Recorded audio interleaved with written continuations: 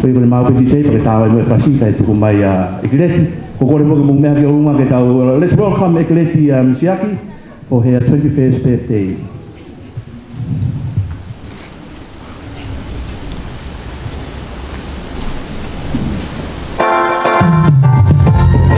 Let's put a hand together for Ekileti Siaki all the way from Hawaii in Latu from Matua. Koe tamai kia na me ano he hea. Koe tamai kia na me pumaka ko pauile. Koe tamai kia na me ilo haano. Koe tamai kia na me whakakai.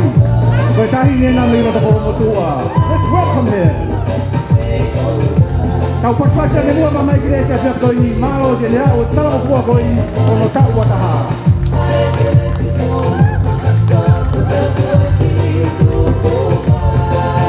Mari, mari.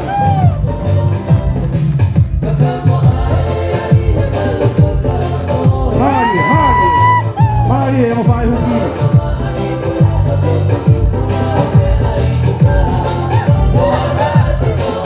Mari, mari.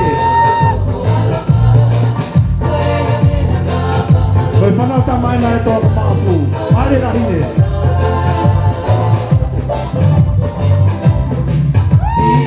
Koe tahine na me tunga pariki pako. Mari, mari, mari.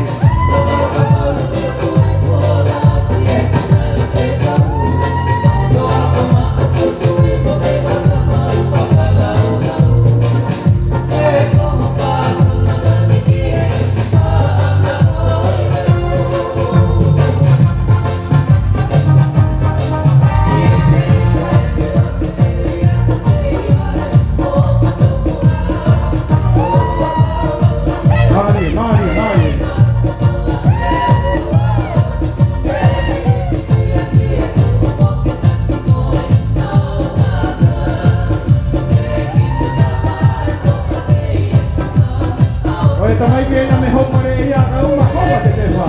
A manatu ke eso lo pani pa kamo tamai ki e ni. Mari tamai ki me ka kama apu. Mari, mari a.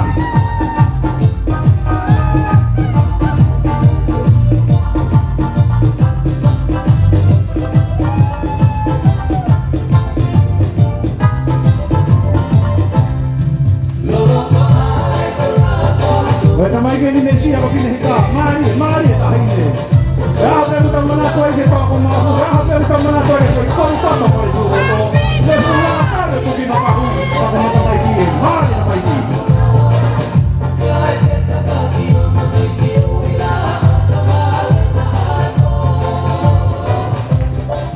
Mama Lord, tukura tini mou mea ni klaro. E tuan tenga mari koe ni kita ndai ki whaisikau pūre la henga hi fo. Mai ni kau whaisikau ni kau sehi wata. Kau koko atu e toka ma.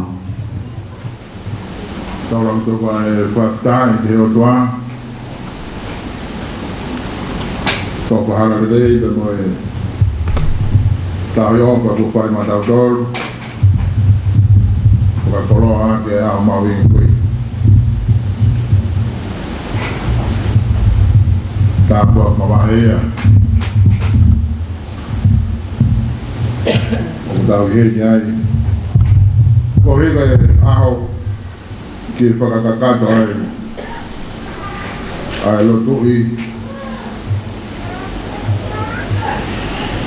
e tā uoku mana o Ekileti Siaki e tā wako ia monu ia a whanau taramfua tamai pe moi whahe ka mai koe na family kupaka kolo a hon koe ki tau whai e o wau ko whai e lo tuki koe aho o Ekileti Siaki e tau hiwa e ono ngea ma ono hi ono no ano e tau hiwa Koe maha e tuki mua ke lau maha lo e toa. Tara ne ngahi o wha ki a te au he tatu koa.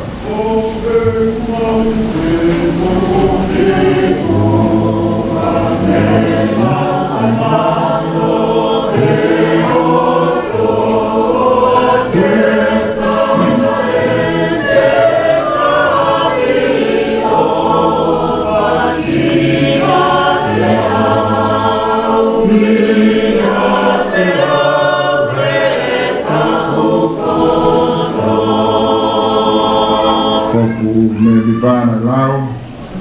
ke whanau ki au. Mo e ko ware ware, ware ki ai, o ku kaka.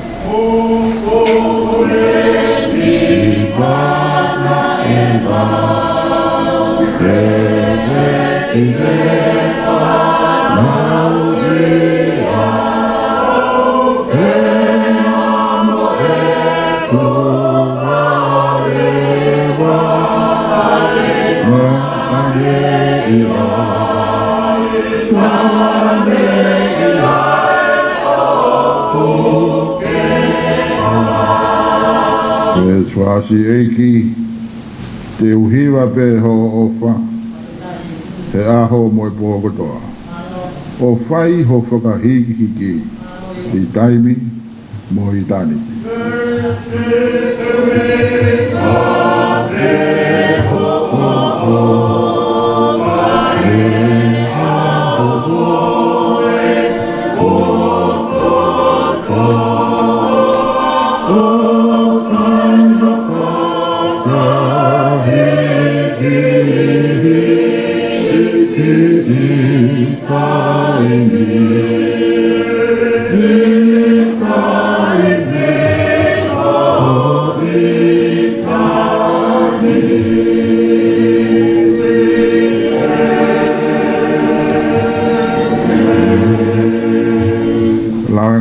son koeni fai aki e tau talamnu ya Ekileti Siaki Sami hong fulmano lau me fitu ya neos o tana loto me mo whakawhita te uwhawhita i kia sihova aia wone whaere kita. Seuke, i ngā i pō o ku ngāko mai o ku ngāhi kofua. Kou aia sihova i hoku ao mawe. I mea i hene i hoku toa matau. Koi ai e kai te ungaue. Koi ako nekai a hoku loto. Le wiki aho ku elelo. Kai o maa e nofu whalala foki aho ku kakano. E tarai hai. Te kari ake aho ku lau maari e ki lolo whanua. E kai te ke tuku aho o pere ke sio ki he au. Ke whakailo ki a te au e hala ki he muuina. Fe a mo koe ai fonua fi a ngā hi maari e o kui ho tomata una o tangata. E soli o loa tō ia bēmi he walgo fulu mawha e ngā sāme ulaki o e vēsi i o loko fulu mawa sāme walwha vēsi ulaki ke tahawa. E si homa mohu ho si te, ono i kai whaka ofa ho ngahi lofo anga. O ku hori hoku lau maari e, i o ku le pōgia, he fie mao e ngahi loto a o si homa.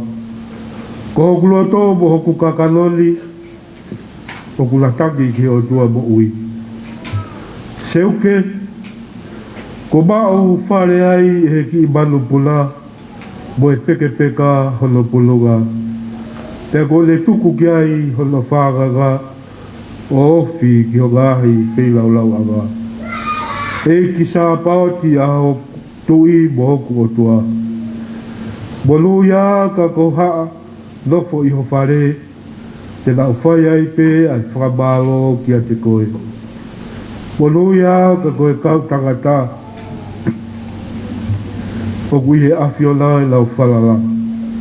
O lau loto aki a ngahi hala. Se lau alu i he te rea tangi, o lau ngahi ia koe pupunga matawai. Io, o ku ufi ia e he uha mua aki a ngahi tāpu aki. O lau alu i he mālohi ki ha mālohi, o lau hu i saione i he ao erohimi. Whanau mai ki e kulotu e, a Sihova o tua o ngahi o te. O whei mai o fofonga e ai o tua o se kope. E o tua ko mau whakau haka mai a fio o a fio ki fofonga o o pali. E koha fo i aho i o loto a mule rei hake i ha whei aho i ha potuange. Ke whiri mua ke ure o matapā i he whare o hoku o tua. I ha aku lofo i he ngahi te liti o Yagahala. E ko Sihova Elohimi koe la aamu e whakau ia o kufuaki e Sihova Ekileti mo koloria. E i kai te le mama i harerei e taha mea ki nau tolu o kulaka hao hawa. E Sihova mohu hosi te monu ia ka koe tangata o kufalala ki a te koe. Le son whakao si tō ia na mehe Ikseri ke kakai he pelu, whao e wahe, e kwa matalau ea me whao e vesi, ki o lohiwa o e vesi. Whiripai, wahe wha, vesi wha ki he hiwa. Mau whiawhia i he eiki mau ai pe, iyo, kautoi ai atu, mau whiawhia. Ko mo wangana, ai ta te mo haaki e ke ho mo ngahi mea. Tuku ke haia ki kakai puripe. O kutolo ku maia e iki. Neongo pe koe haa e mea, owa te mo loto mo uai. Ka i he mea kotoa pe, tuku ke haa ki o tua ho mo ngahi kore, i he lot mo e hufia, te whai mo e whakawhika. Te koe loa e tua e mo maa he tatai a tamai kotoa pe, te malu i o mouloto mo ngai whakaukau i a Kraisi Isu. Ko kurea whaosi tainga. I longa ngahi mea au mōli, i longa ngahi mea au tāu, i longa ngahi mea au totonu, i longa ngahi mea au maa, i longa ngahi mea au whakaufofa, i longa ngahi mea au kuongongo lerei. Iyo, ka aiha ulunganga lerei, te ka aiha mea au whakamalo ia. Ko mea ia ke mūtu kanga ki ai. Iyo, ko kai mea ngā mō waka, mō ma, mō whano goa, mō mamata ia te au. Ko kai mea ko ia ke mō whai, te toki ia te mō tolo ai o tua, o kua ana anonga, e me. Sabi e apio ai o tua, ia tau loa tolo tonga.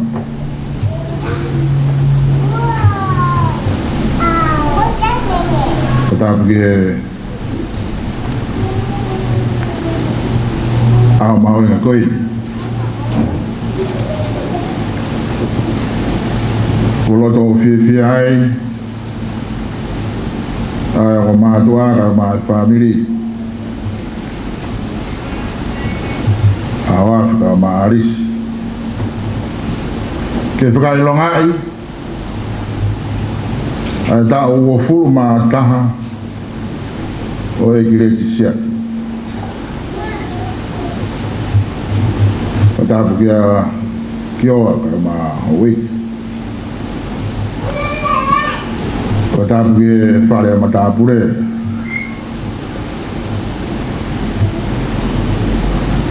Tapu kia whaikao ma roro. Whaikao i wahi koro. O tapu ke se toa tarahi o e wahe ngai fō ka ma kau se toa ta. O tapu fō ke tahini o kāna aho Ekileti Siaki. O mātua e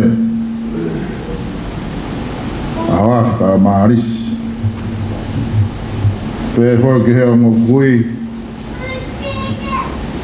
Kaya mga family ko to bebe ke si o ko tau I he ahon ko hi ko talang fua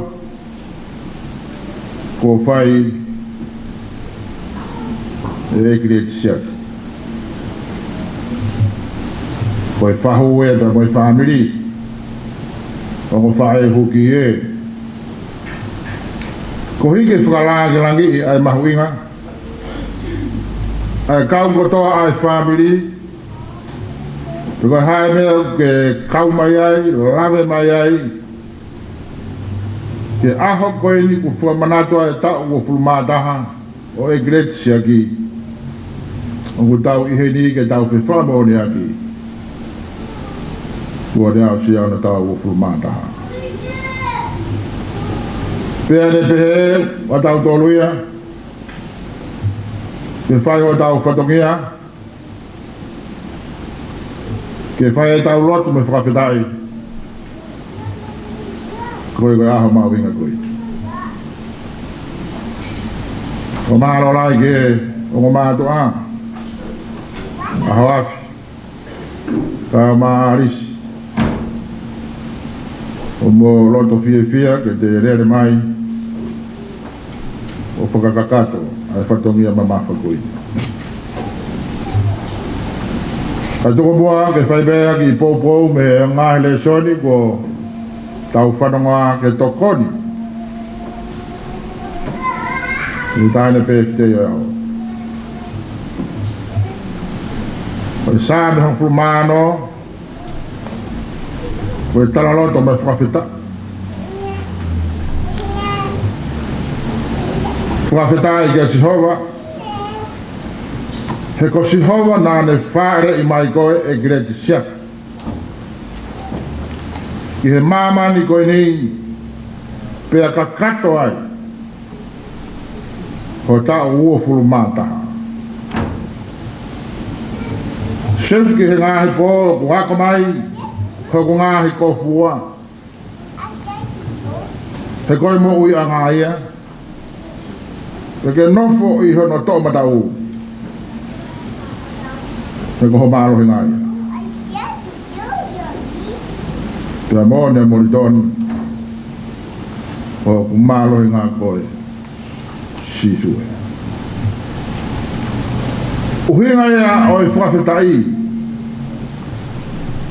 ko e whonu fie fia pea neka koloto pea viki ho elo nofu whalala ho kakano kia Sihova tanga hai te neri aki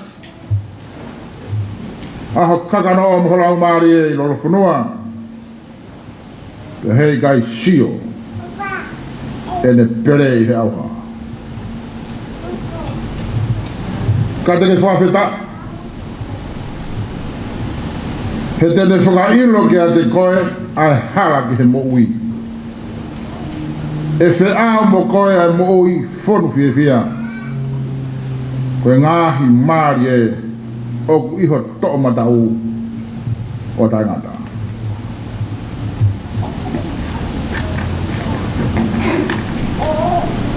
e sāme walungfuru mawha koe ako nā kia moi wharei e uwhai e whulwhura kia te koe Ekileti Siaki ke hoko koe tāhine o ku ke tangi ki he otua mo ui pea ke whie mao a ngāhi loto a o Sihova ke hoko a Sihova ko ho tui moho tua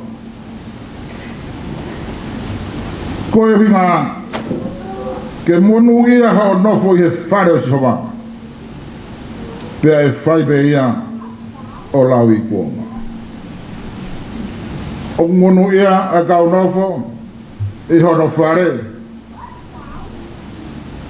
whamano mau koe ke Sihova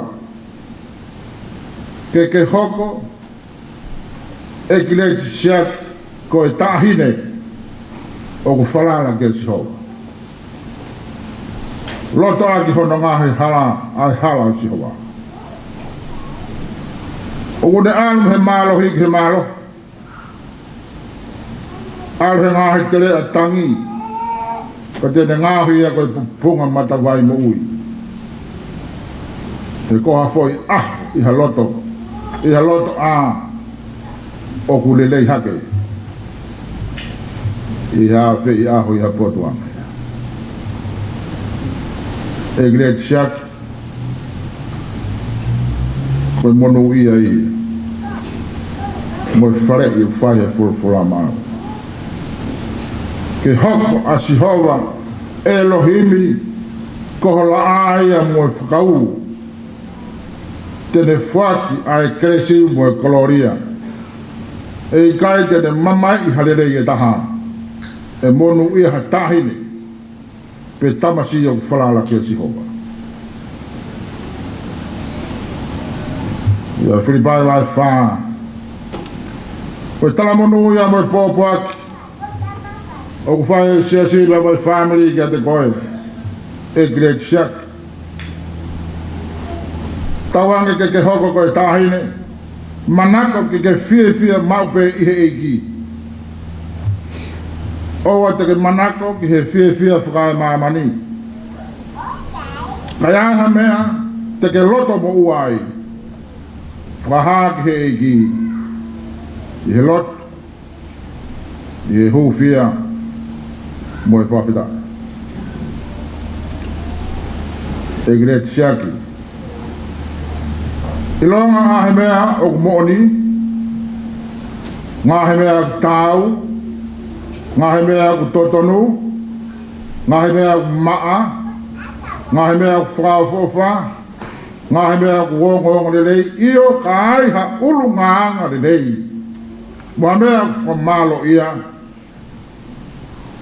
koe mau kore ia Ekileti Siaki tawange te ke tokanga ki ai koe ngahe mea nā ke ak mo mo whanongo mo mamaka I ho tamai mo ho whae ngahe mea ia ke fua e tok ia te koe ai o toa o ku ana ai nonga koe nonga ai o toa ku mamao he tatai o tamai ko toa me o whakene malu I koe Ekileti Siaki I aha ko toa pe ho moi koe mau talamunu ia mo o whalahi kia te koe e aho whakakoloa koe ni hoko sia ho tā uofu mātaha Amen Tini ni mange au tolu fulu maa nima tolu nima himi lea bei lalo koe ofa hulu si o ofae mamao he ata mai koto e whenga hakuloto ke tatai laula ma lunga moe lo loa he ofana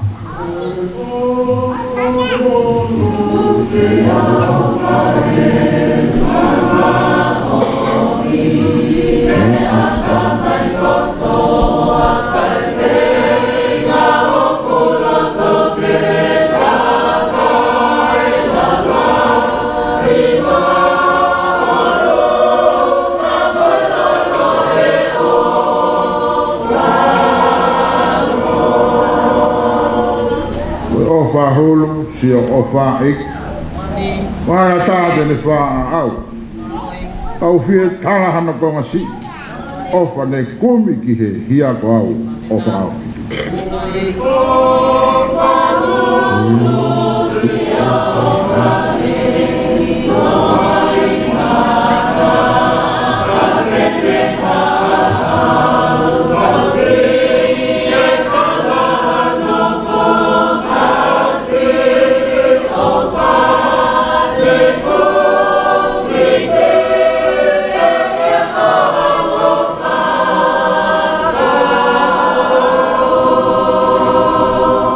Mai ko ngā nge si puau he hono ai ha mea aonga ko whea e te rei ko toa pe koe whaki o tarai pe ke te ha mo hau o utuange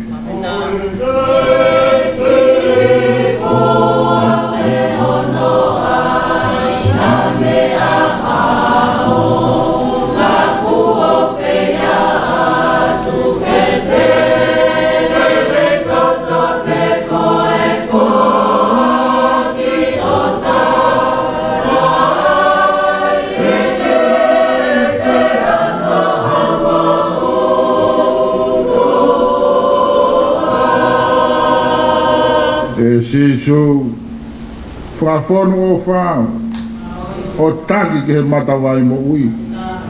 Ke utoutou utu ai o nofu mau, pia mātai ai be I he tui ai a whiona.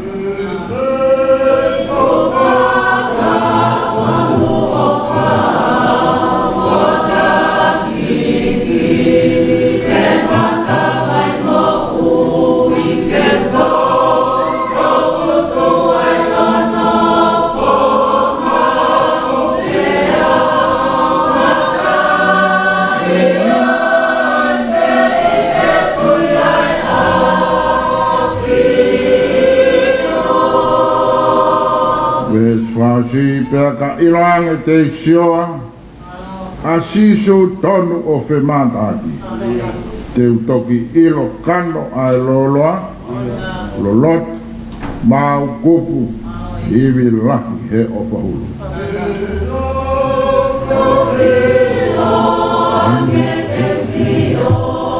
a sisu tonu o whemataki te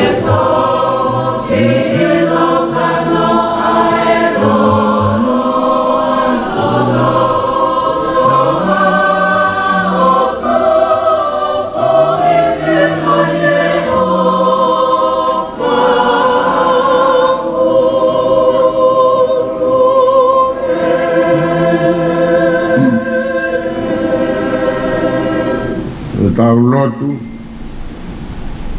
tābua ki a Ekileti Siaki I hona tau uofu mātaha.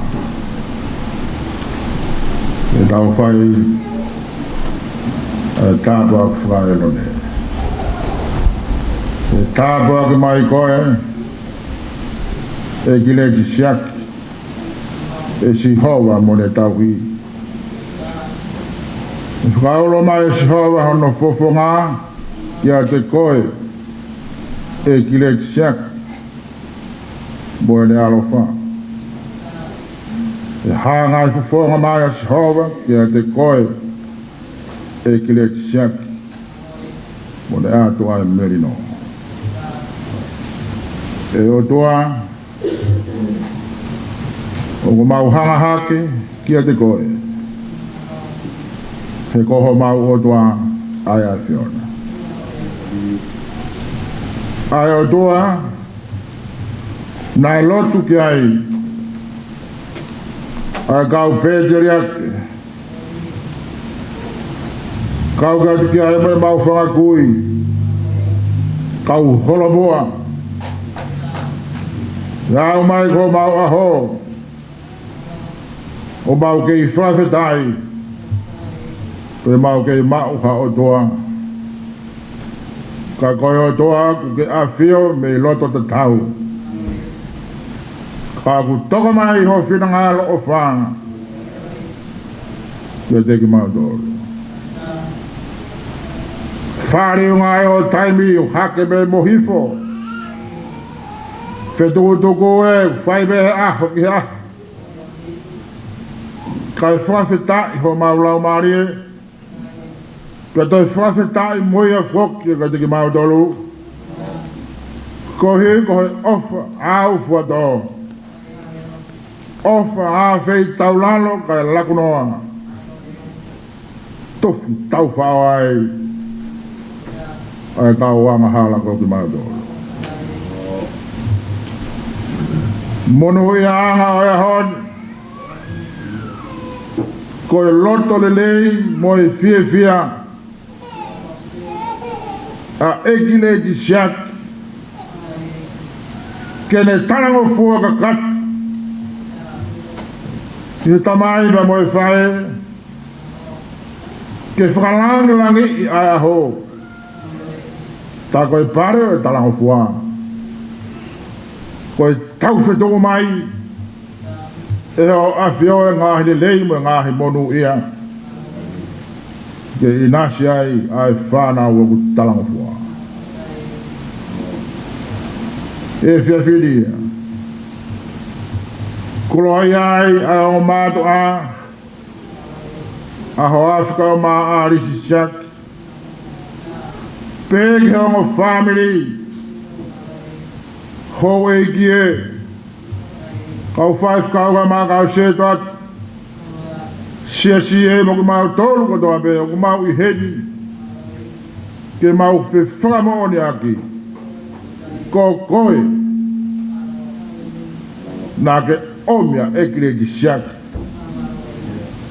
Me mama koe ni. Whawhetai hana e kai te ke riaki. Hana ke tokanga wa ki hono kofu wa e. Kana ke whaam ke nofo I hoto matau, he koi malo he ngā ia. Ke whawhetai he ku loto le lei, a Ekileti Siaki kene nofo I ho whare. He aho kotoa peo e le moui. Ke tupangi mai a ngahi tāpua ka loto he wadi. Ke si I nasi ai taho o kauna ngāi. E o toa koe mau loto pe a ke mau tolu hapai haki. A Ekileti Siaki ke he awhinema ofu aho awhio. A awhinema ko whakatalu talu ake ko awhinema ala maite. Ko awhinema o ko ke hapai. Ko awhinema o ko ke tuku tāpu ake. Ko awhinema o ko mawhao mai. Ko awhinema o ko ke o whaki. Ha whanau. Ha tangata pe ko ha pepine. O ko ne nofo atu I ho malu. Ke tari e ngahi tāpu aki. O ko ke whaki mai. E o toa koe monu I a ngai ai mau whanau ha whanau o ko talango fua. E o hanga Ekileti Siaki he e whiawhini. O whakaari aari ke he toianga whanau. Holo mui mai hono toa. Taha koe talango fua koe tāpua ke whakao toa e. Mau whawhetai at he to whangai e tahine koe ni. Ko he koe whana melelei. Na e whai he whae koe ni. Pea whakamohe ia ke he kariloa. Pea whakamohe ia ke he kari whana. O whana melelei. Whawhetai e wau sia e Ekileti Siaki. Ano ta ua fulu mātaha. E o toa koe mau lotu e kia te koe. Toka be he whinangalo ofa ho a whio. Tāhine koe ni. Koe mau lotu kia te koe. Ahono ahoe. Ahoko atu e ne moui. O ko mau hapai atu tuku atu ki ho a whio. E ke whakamore ala. O whaianga si ono tauhi. Tō whaanga si ono hala. Whamonu ia hala whanonga e tāhine koe ni. He kone whia. Ke whai hono lotu I he aho koe. E o toa koe mone o koe be mau whanau. Kai whawhetai o ku tātaha. Ka whanau o ku talanga fua ke he tamai me moi whae. Ta ko hai ko haloto tai whia. I he tamai me moi whae me moi family ko toa be. O ku mau I heri. Ke kau whata mo Ekileti Siaki. E whakamalo atu ke hoa whio. Malo moa ho omi mi he tau taha wa o mai ke tau e uofu mātaha. O ko I kai ko he mea whai ko fua. Ka ko he tauhia ai o toa. Ai o toa o ko ke toka be mei mananga ka ku kia whia mai. Whai whatongia ko mau whai taimi. Whawhetai kai puri ha mea taha me o poponga. Kai whawhetai ho mau laumari e. Koe ofa o mai aho asia. E o toa whamore ala mau kau fuataha pe mo o family. Ko e ke ka mau 5 kau se to ata pe mo se si mo family ko do me. A malo atu ki hoa fio. Malo mua e tahu na fai ma Ekileti Siaki. E o toa ko mau whatongi a pe wala malawa ko mau lotu atu ki a te koe. Whawhita au kei sādai mau te ni leu. Ko ho hau koe haula. Ia ku whanua mamani. Ofa da pe a hoa fio. Toko mua e ofa koe ake ke tupangi mai. E tahine koe ni ke ne hoko e ne mo wii. Ko ha mo ui o ku whalala ka kato ki a te koe. Ko ha mo ui o ku lata ke nofo ki ho whare. Ko ha mo ui o ku manaka ke whai mea lelei, whai mea mo oni. Ko ha mo ui o ku ofa ki e tamaiba mo e whai kai o maa toi ngai whami. Pa more aho a whio ko koe o hao e tāpuki mo e monu ia. Pa pulu a ki a Ekileti Siaki. More aho a whio ko e loto e ku hake atu ki hoa whio. More aho whonga o whao whei o whanonga e loto me huko mau whaini. Kore ko toa be ngahe u me ani he huafa veho alo ko si so. Ko e ho mau e ki mo whakamui. Amen.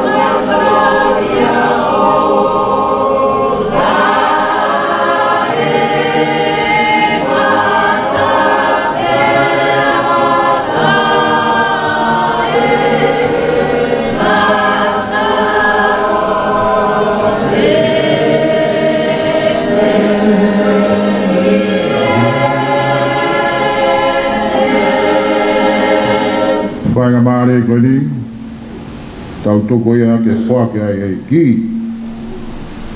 O e tau e tae nā kia Ekileti Siaki. Kia kahiria, tau toko whai e himi kasi. Whainga maare koe ni, toko ia teke nā toro whakakato. Ai whake ki, tae ne ko Ekileti Siaki. Maro. Mo prestasi mai mua koe tangata i ke Ekileti i kuhe ni a Ahoafi Siaki ka o mātono hoa a isi ke na whakakato e prokalama ko ia e whaki ai ki.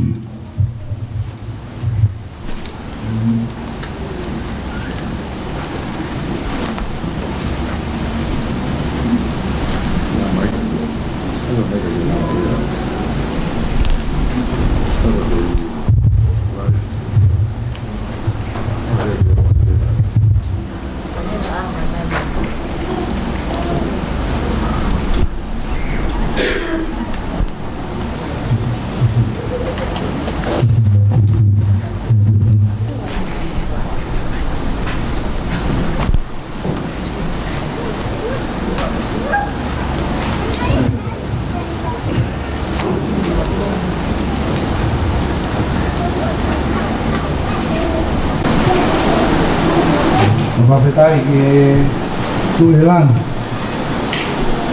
ni tahu yo ate ni fare ke ko Ekileti o pe ausia o tau ata a kon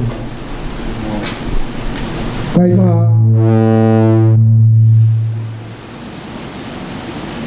mea whai ko fuaeni ka kuma hake ma malo ko ngā ko ke kaonga ko ngai leo hopa e te so ngai a konaki whai e te koe ko si te lau ko maha mo kaparaka ko la hau ni ko fua kia ko e ki e tawa tai ngā ia te koe e koe ka osia o whanongo ki here o hopa e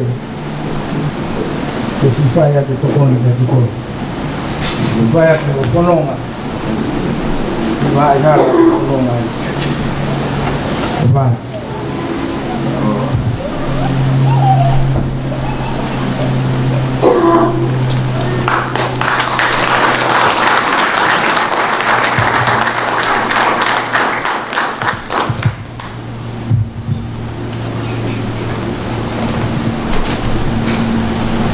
Ko whakamalo ki o tua I he tauhi ofa kua ne whae māku.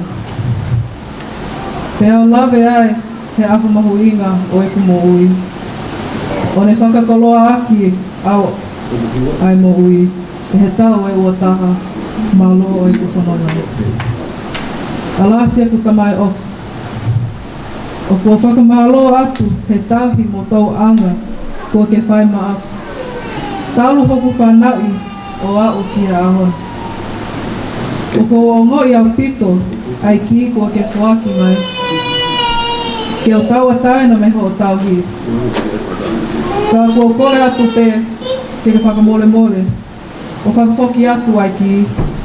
Ke o nofo pe I he maru maru o ho o tau hi. Hei ilo na I ai hataini, e awhi mai hatapu aki. I hota loto whale. Te kene hoko atu, e ia a hoku tau hi. Pea o kua whakaamu pē, te ke tali loto fie maalia ai kole kua whai. O kua ofa lahi atu kia te kore, manu api.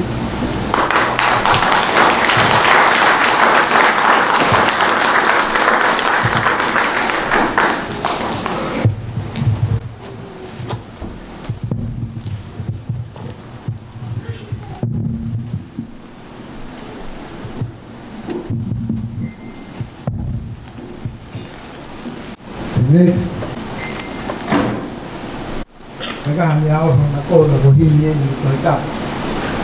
Si vai ko hu no hala. O vai hala ki puno na. Tawang yo to mak mak. Ni si to ko ni ko. Ni to na mo. O va.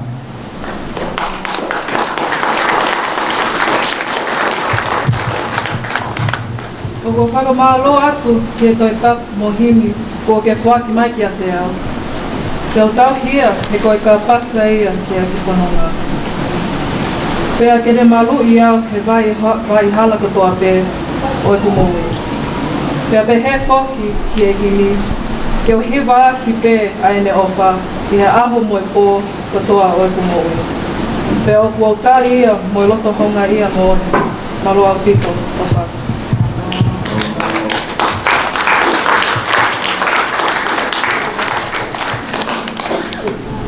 Tau hiwa frasi hana ni mangea tong fumawalo to e ngai keke to kakato ia e ngai whae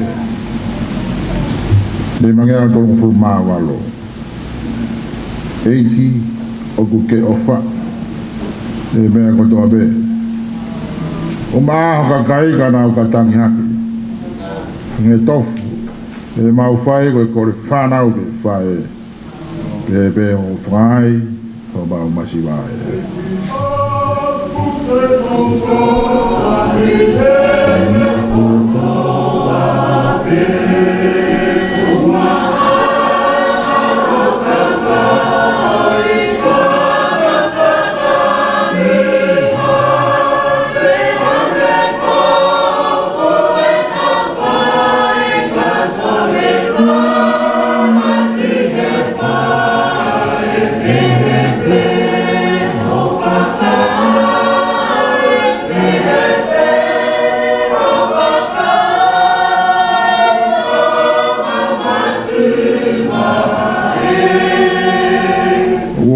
Fo o fa a ho furi be a ke mea ko toa ke whakatō maari e Si o whaanga e tangata lotu tohi tapu. Lama hana tōku wae, mo tahu hon lau.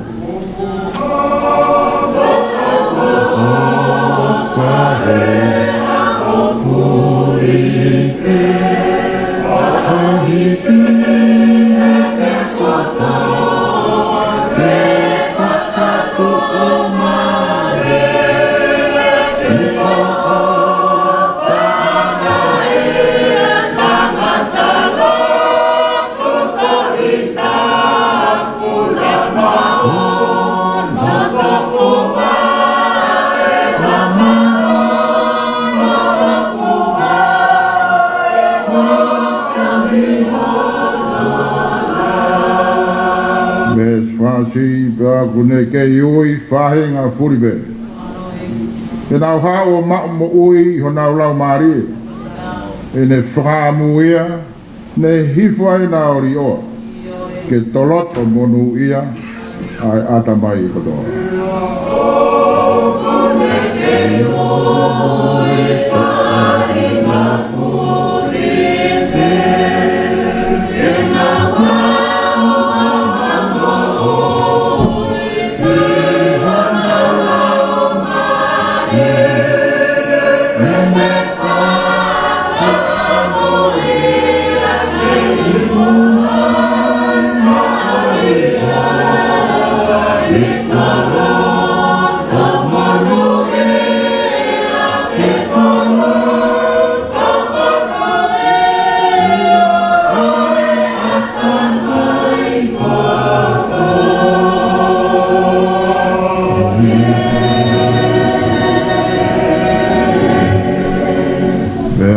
Kres hau tau egi ko Jesus Christ o flahe ai o toa ko tau tamai te moi feo he la mare maneri toka mai moa ho alo whaga Ekileti Siaki mo ki mau tolu ko tuka toa be pia whai be ia o taingata pia taingata e medi alo ko maro venki e Fai kau pure vai fo. Ko malo apu te fai tau lotu ko le lei ba ko meri e. Ko atu mutumu ingi wa kai e teologia e loto o tua o tukuia e fala lotu. Tukuia ko ka hoa ia mo mama ge Ekileti. O le wa fononga ge ka u. Tukuia ki mau tolu e kai ngatonga ko toa mau fo tu atu me he. Ke omi ia ke pai te ke ia ke mau tupe ke whakau peo pe ia. I roto sene hauli. Ko mala pe kau. Pau kai utunga ki krore rei ko ia. Mau la vea ia Ekileti ka mai si mau tau le toina family e ko a ko ia. Pako fata te koe pa mai toina family. Ko ia i tau huko te ugi hoka tu he toina porokalama. Nai ki ririu si ki ai. Os koe ni te tau hoko ki he puhui i e tau keke. O wau ko ia keke. Ta ka lava ia te tau whawhi i e taha e kau whaifikau koe ni koe. Tōa pesete ka koe tūtūne no mai ka te au me whaifikau pure kai ngai fo. Ke tuk mea mai o tāpaki e mea toko ni. Ta ka lawa tāpaki e mea toko ni. Te tau toki hoko atu rewa ki he rea e whaha i tamai. Wha i tamai, ta whako ia ahawawhi. Ta ka hire rea ko ia rea taritari ko ia mo e whakofonga whaha i tamai ko ia Ekileti. Te tau hoko rewa ki he o wau ko ia o i keke ta whaakwhae. Ta ka lawa o wau e keke ko ia. O no hike ngai keke ko ia. Ka tuki hoko rewa ki he rea pa mi he ta whaakwhae. E whakahoko ia me ta whaaki a ārisi. E whai rea kua pe. Toko ne lawa ko ia. E whai rewa e tau taurunga whakameite o e ahoni. Ai ko rak taurunga pe e whai ia he tahine birthday e Ekileti. Ta tuki hoko atu ai pe ha u taurunga o ngā whana e tuki whakahoko mai pa tau hoko atu ai. Ko ia pe ko i po kalama pe ke tau hoko atu ko ia paha taim ko ini. Ko ia ko kora kau whewhine ka mau mua ai keke. Pe au mai keke ke tau ke tutu e keke mo tau hiwa happy birthday ko ia.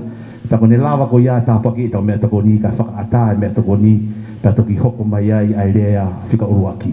Ko ia ko uturo watu. DJ tungumba ki hoi whase taha ka e lava ke tuange mai keke ko ini ka lava ke tau whahoko rewa e wau ko ia e keke ko hono puhi tau keke me tau hiwa happy birthday. Tu maa tau ki hoi whase taha. Teu! Pu! Olo pe a e hau a te a ni mai ka i he katoanga tuku pe ale ka nolo toa moi whare whaka kau tangata moi whare whaka kau tangata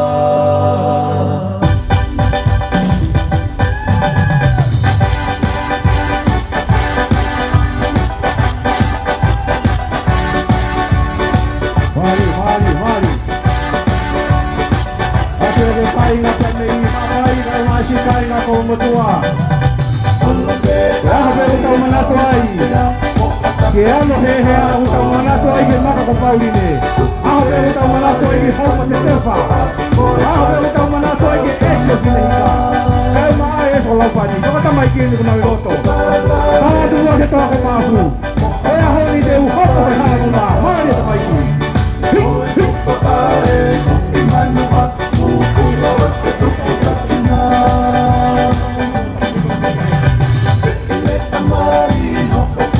Mari Oi, para o tamanho da mais. Ele reuniu tava com todo. Ah, pergunta o maneto que foi cortado para o outro. Ah, pergunta o maneto que ele lá na casa do que papai. Paula da mais guia na outra.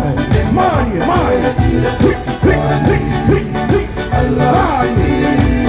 Ah, pergunta o maneto que paga o prema. Pergunta o maneto que foi de lá para lá. Como o todo ele do outro. Mari.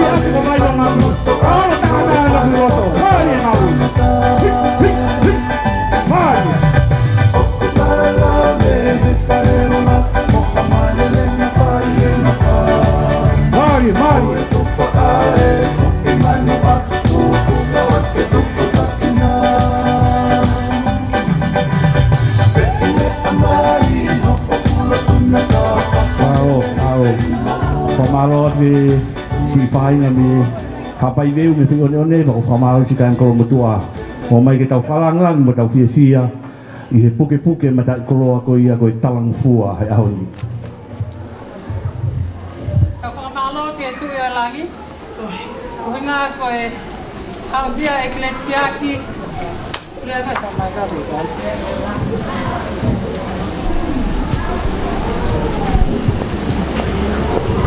Halo ta ua fulmataha. Ko fianga ia fae. Ka mai tamai. Ta whawhetai ko o tualahi a sihova. Ko ne tau hi o tangat. Ekileti tuku ke whanā fotu e ki ho moui o lawi kuonga. Sai tui rewa hau keke. Ka katako hiwa e ma happy birthday after.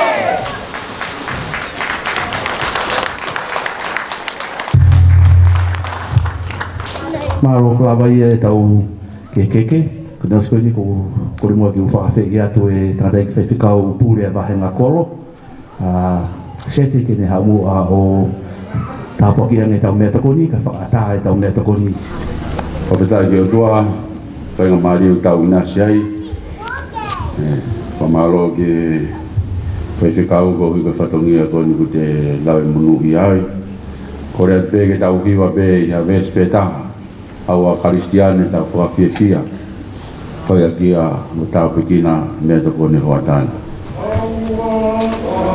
Kristiane tau fa fia ta kira ni mo mani aho tamono ia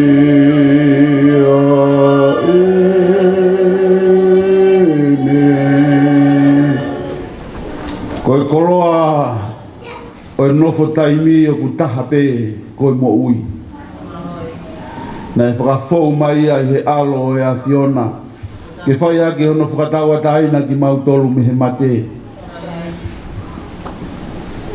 ka maulawa whai ai whinangalo e a Fiona lau ho mau ngahi aho he ngahi makamaire ko whai ake ho mau whakakoloa ai aho na e whanau iai ki mautolu ki mamani ne hongo o tua kulau ki ai kau whatu taanga kai ku whakawhetai ho maulau maari e he to ulu e tāpua ki o whakakoloa aki ki o whiwhine koe ni koe aho ni ku ke whakawhonua mohu ai amanaki ai whamiri kai o mai whai whikau me kai ngalotu wahenga whakahifo te mau omi pe o tua o whai e mau whei lau whakawhetai tuunga i he tāpua ki moe o whaaho a fio wha more ala tu ke mau fia tu ke mau whai a hono whakameito e aho ke langi ia e a Fiona toi ni ai whei matavela o teu he whamiri wha more ala ka ilo ai tāhine o kune whakatahai ki mautoro hoa tani ka au mai whahu mai ho eki au whai whikau mo ki mautoro whakafo mea hairi ke malo i o mau sino ke lava ke mau ngai whatangia wharanglangi a pea e a Fiona ia sisu Christ ko alo au koe mau whakamu ui amen ko malo a whenga maharia pute mea tukoni koe koko koe tau hoka tueni ki tau uraki rea koe rea ia mi he whaha i e tamai koe ni a Ekileti ta whake aho afi whakofo ngā tu harea whakamalo mo harea taritari a ki motoru koe ai ko whawhei kenya mafi koe tako ua pēni o aho afi kene whakahoko atu e rea koe ia ta whatamai wapasi mai mua a Siaki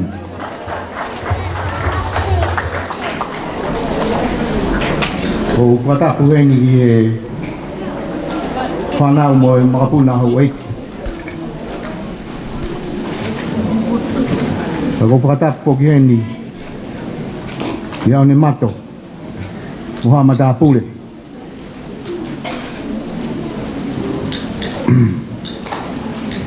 ko whatapu ki hengi e whaifekau pule e vainga hi fo liami mate alona manoa moha whaifekau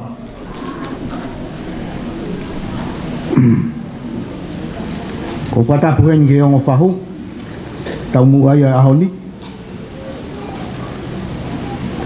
ia ko whatapu hengi ki he whamili o e tamai mo whae ai te whine tahine pēwhitei ko ia ahoni a Ekileti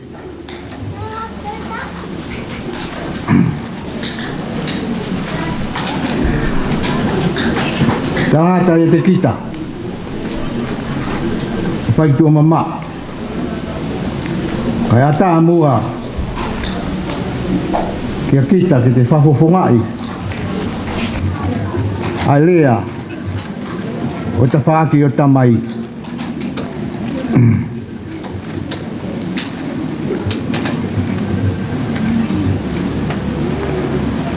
o tu at whoki mua ni ko whai a lea tari mo lea whakamalo kia ki motol ko toa pe mo tuk taimi ka mo lava mai a hauni ke tau whakawhiwhia mo katoa ngai he tau ataha o Ekileti Siaki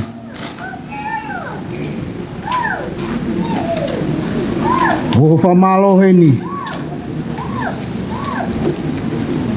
Ke family. Maheni. Kau ngā mea. O honga ke motuani. Homo ulawa mahi ahoni. Ke tau whai kau mo ki mautolo e family hono. Whakakata e whatongia koe ni ahoni.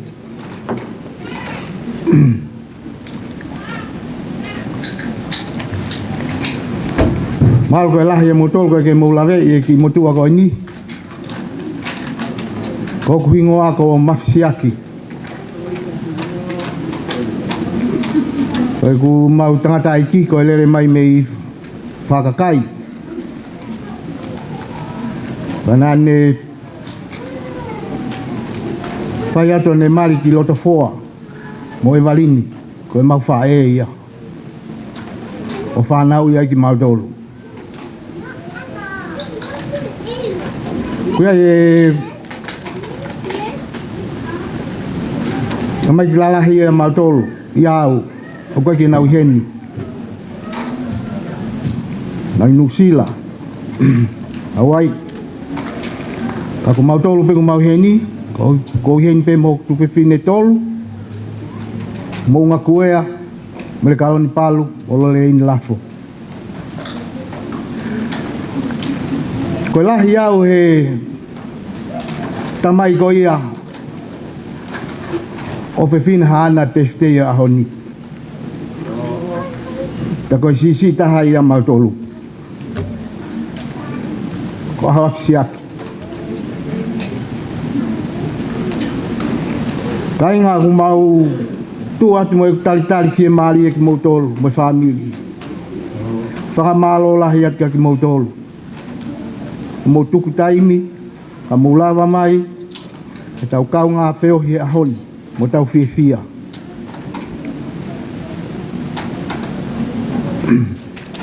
Whamalo heni ke kau setuata kotoa pe, heke setuata e wahinga hifo, mo kau setuata. Whamalo heni ke whaiwhikau malolo. Mo kau aahi kotoa pe mo heni hi ahoni. Kai ke hame ai e mau. Pai ake whatongia ahoni ko ki familia ko ini ko ki family masiwa. O mau ngata anga pe. Patapu heni ke ongo whahu. Tau mua ia ahoni. Papene aku patapu ke he tahine hana aho. Ka Ekileti. Ekileti. Atu he ne tala monu ki a koe. Te he ki family. O ke inofo. Whamal malu. O tamai mo whae. O a o ki o ta ua taha. Pea koe ahoni. Loto lere e o family Ekileti. Ina whai a katoanga. Kono whamanatu. Ho foi tala o fua ko ia he ahoni. Whamanatu e ahoni. Ka inga. Kai ko mea whai o fua ni ia senturi ko ni. Tau whanau. Haka peo tau tahana ta whista hawa tahi o wano nau alu. Au monu ia whanau o kunau kei malu. Kei whanongo kei mātua. Ako atua e tala monu ka ko Ekileti. I kau mai o tua hau whanonga. I ho kei mao e moui. Owa kei talango fua i pe. Ki hongo mātua. Ki heke family. Watu wai whamalo heni. Ki te whaki ko i a whae. Whatoko a alisi. Nau lava mai mei nusila. Melipoane, kunsilani, tonga. Tau whai e whakakato i ngā wea honi. O whaka motolu. Watu heni ai kole whamole mole. Ka honi ke kainga lotu. Halot. Kaya ha mea ai tahau tala he lea upai a honi.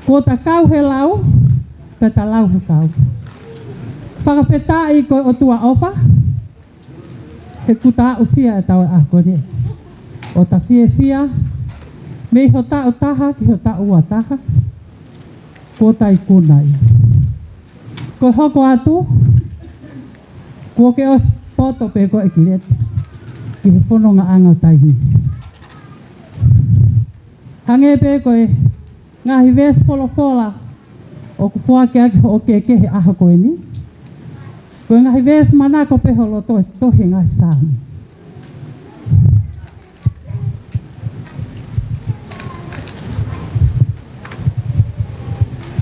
Ki mua ke hoka ke, te uto mua whakahoko atu.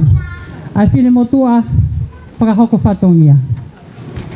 Ko hoku hingoa, ko mele tu Paula atu, lele mai me he toa ko maafu, me sia ko veongo. Takai whala ki he poi one. Ko e ku pikinga ki he tahine, birthday o ahoni, si iau i he whae a Ekileti. Pea ko whika ni ma neongo e ku si, pakaiai haku toa whatongia, e ngari talau hui ki o whakatoko ua, te pule whae te liha pe, he na nau whiri au ke whae whatongia koe ni. Ko kulele mai me New Zealand, pe Ekileti, o ku mau fia alahi. Ko hinga ke lang ia, ke mau ngo whae tangata whaka ofa. Pea, o ku kai ke ngata e mau fia, o ku tau toi fia ko toa pe. Ko iai, te tau hoko atu ki he keke. Ko ngahi ko e keke ko toa a Ekileti. O ke ngahi tohi tapu ai e ono. Pea, o ku fuaki ko toa e ngai keke koe ni. Aki a ngahi vesi folofola, ke he kehe me tohi ngā sāme. Ko iai, ko e tumu aki o e keke. A Ekileti Siaki aho koe ni. O ku hiki aki ai ki e Tongan. Whakataha mo hono wala whai aho, pehe ki hono tautu anga, pea mo hono tu anga, o ene keke, o ku hiki kotoa ia, ma hono whahu, ko mele mo unga whatawhehi kuea. Ka taki mo o omi kotoa ngai wako e aki moani, ka toki ta e mai whasi. Ka taki se o lewa. Tisei tu mafi fasi. Ai ke ngari ko Hiki aga mounga. Alofa whakatoto.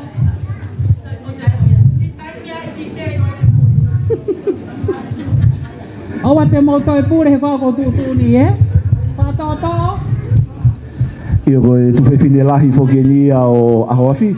Mounga, pakuwhaki ki ai e keke uruaki.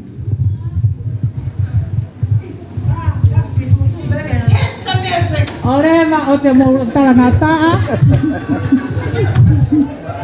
Ngau e wei mai e ko laki henda tō kai e tāko ia.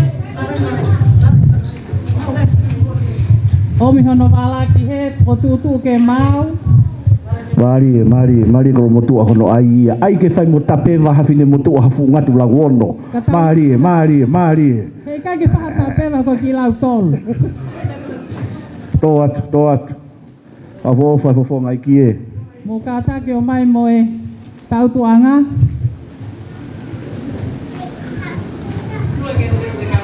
Malu e whalangilangi.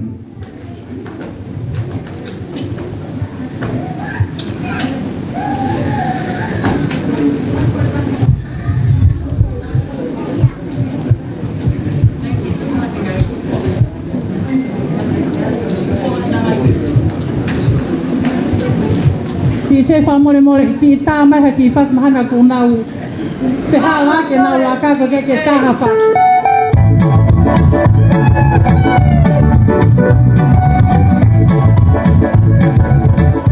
Wea nga e si whalangilangi ki whakamei ki tanga. Pai ki toi tuku ngai iwi. Osi nga maari e na. Rua atu ia ki hapai veu. E tahi nga mounga. Mounga koe ke uke ia ka koe siaa. Koe loto pe ia ku maafana. Koe osi ngane ngau e si whakawhai e koe ni.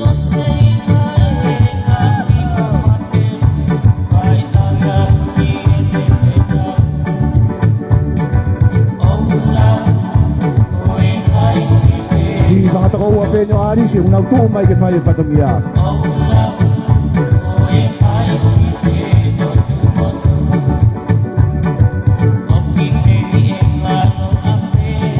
Mari.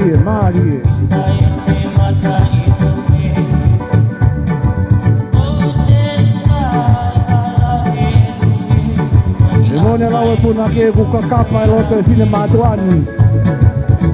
E te ange mai na mau hasiu e hau mi lolo fonua. Pina e lava ke nau kakapa atu ki e fetu o e lani. Kai lava ke fai ho nau fatongia. E au. Kako oso singa maari e na tumi o tawatu tolu.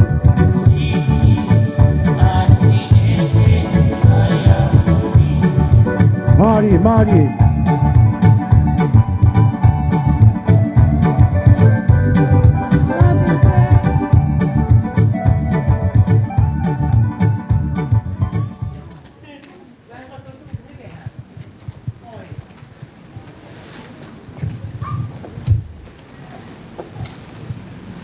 Papa tu heka ke maltari como foto tu. Ki fa mole. Kita iba mua e fase toa con ba afu pe patang tau lua e. Kata ki mai hata fa fofonga e fahu o to te foi ke koeni.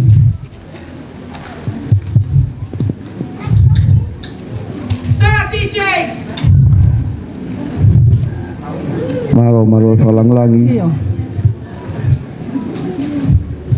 Koe si pena e taha pena e whangata koua mounga maro mua e whalangangi e whakamektanga ko na wahoeni mounga koe kia mea ia mau koe lota peia ku whonu e fia luwa tu maau e ahoni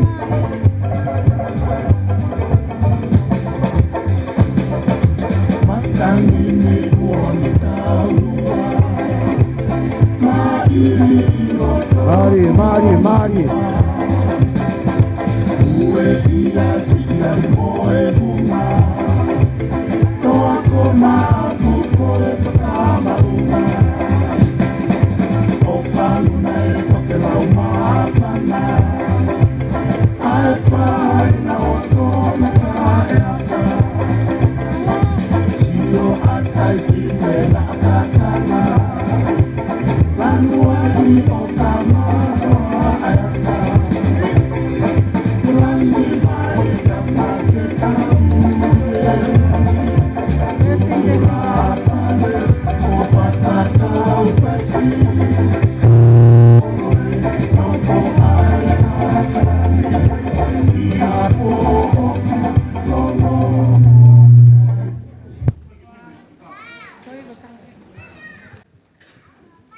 Paula.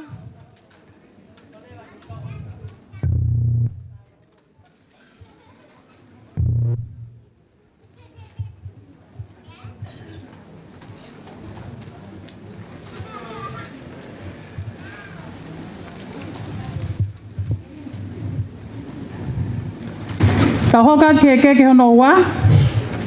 Koe ke hono wa. O ku hiki a kia. Ahono ki I pulu. Pea ku hiki a mai whai whekau. Nāne lotui. Ai aho Ekileti Siaki.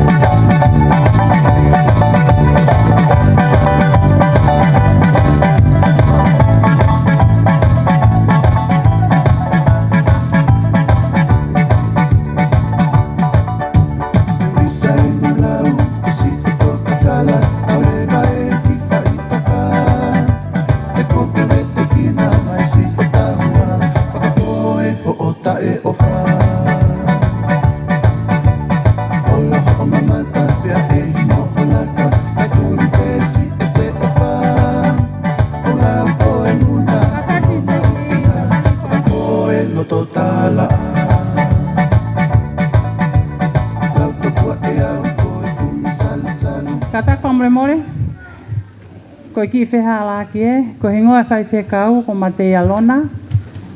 Whakamoremore, kata ki mai whakafofonga. O whai whekau.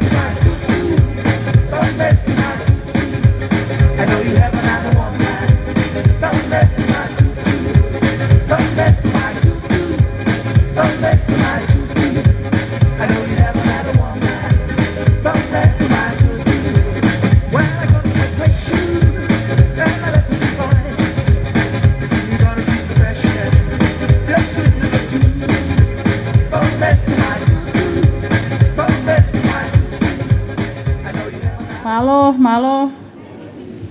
Kataki ko e keke hono tolu. O kuhiki akia hono ki pulu pulu. Maheu eike o siasi. A siasi o Ekileti Siaki. Ko isileli patafehi kuea. Kataki mai ai whakafofonga. E hou eiki. Katako tai maha fasi. Ora nang mau ke kume fasi.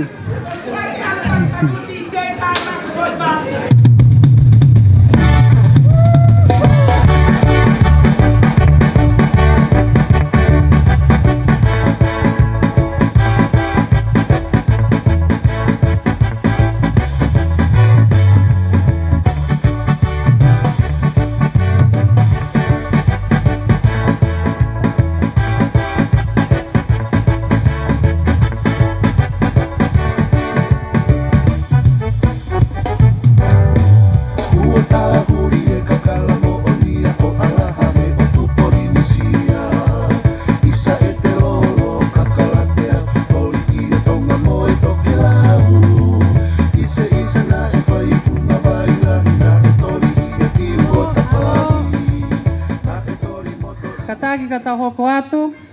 Ko e keke hono whā. O kuhiki akia hono ki pulu pulu. Maha e taha e me hikitanga pe o Ekileti. O lo leini lafo. Katako tai maha fasi.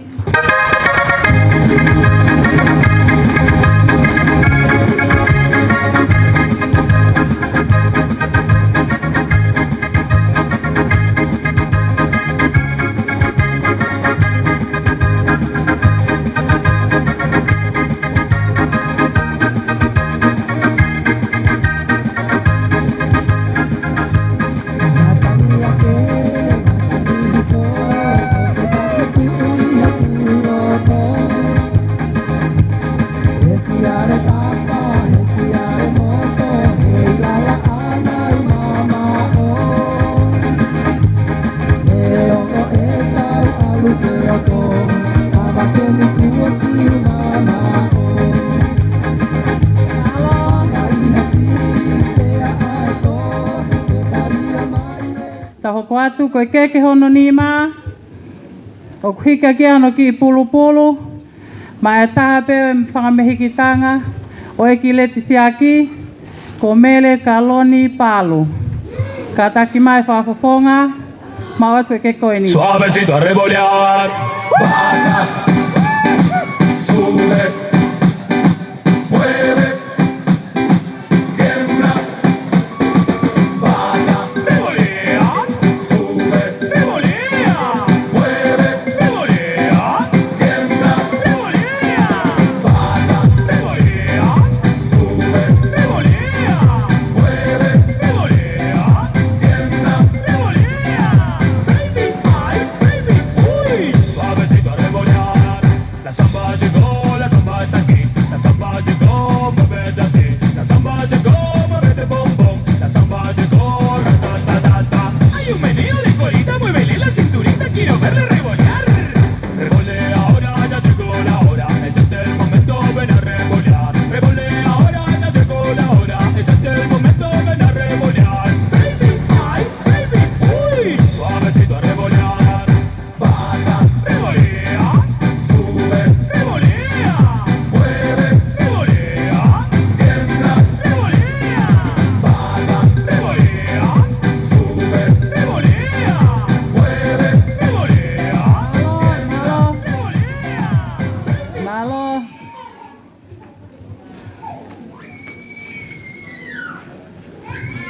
Ko e keke hono ono. Hike aki ano ki pulu pulu. Ko keke ia a se te lo katoa. Pai whikau se te lo katoa. Kataki mea mai whakafonga.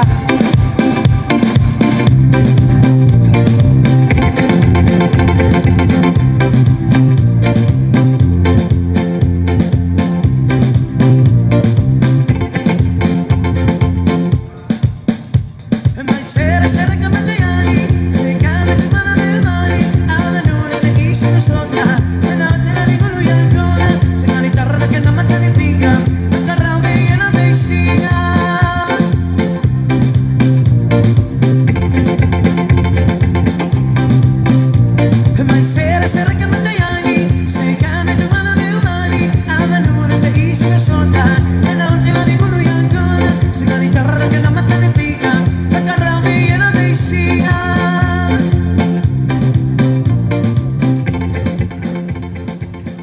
Malo.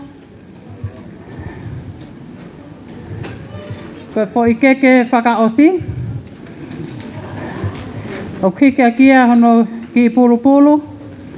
Mai se tuata, wahenga, whakahifo, eston Latu.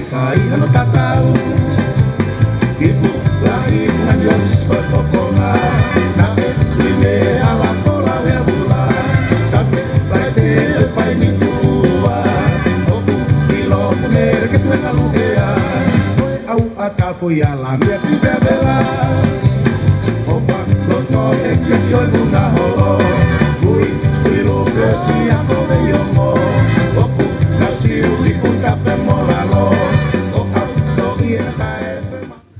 Katak whamoremore. O kepe mo ki kolo whakalangilangi. O hoku wakia ma a whaifekau maalolo kau fusi. Katak mai whafofonga. Tise whamoremore tae mai ki whais whaosi.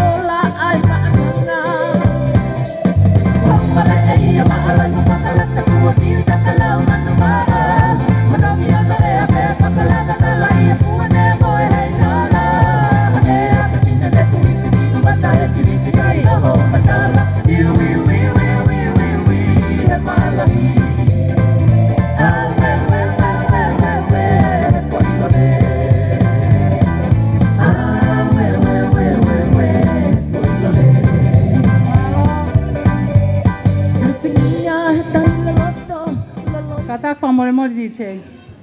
O sa mea ko ki fia tau o lunga.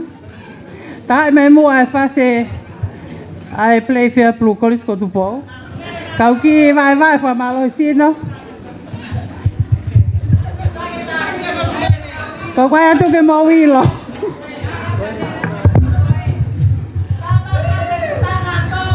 E ta mai play fair blue ia ko taha ia hiva ko ia ngai fae ko ni. Tu mai mo ai fas ko ia play fair blue.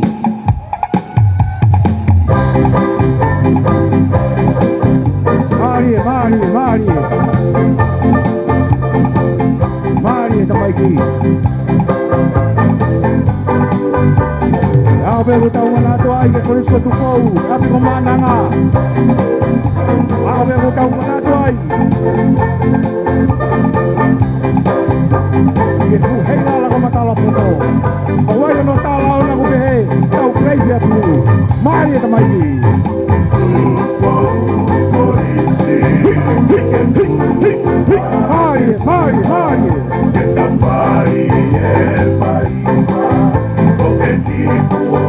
Olha que ele faz com a Nina, ele também encontrou bem com a sua filha. Vai com a tua povo. Vamos fazer ela. Play you.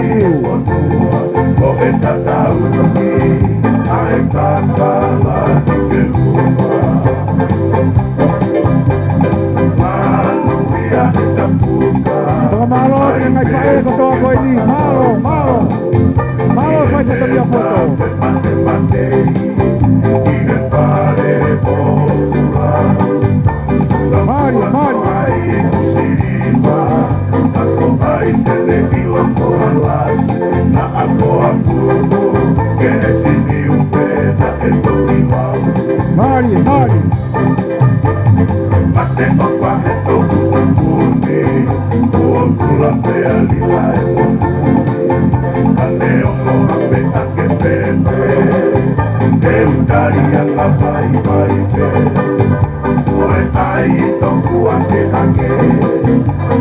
tangata nei upepite Kako hai pene Toka ngaki e fie mate mate Ate o whakita E kawasiki ui Oka whai masi poti Tukumu ai whakamatariri E koki te ia Oe tu kairi Fiela upe Anta mau o kai e piki Ite Nei peabu E como no anda Oe whai mako teni Oe kumipe Ai merido Kamalo at ngai fae, malo fai fatongia poto. Famalo at karina kai umai fanga toko ko to ko ia o arisi. Lava ke fai fatongia ko ia ai ngai fae ko no whakakato ke whanga mehi ki tanga ko ia o ahoafi. Tau hoko atu rewa ki herea ko ia whafofo ngā te whamiri ko toa o arisi ko toa no kai ngā kolomotua ku hei ka masio no kai ngā pe mei niwa fo ka masio no kai ngā ko toa ku nau heni e whafofo ngā tu ia e ngalu pe peloa kuea ai ko si ipeia ia isleri.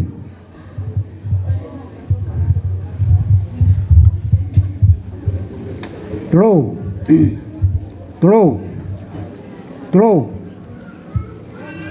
Holo pe mo ilo. Kai ata pe mo moe si motua ko ni ke kau I hono patolo aki o e aho.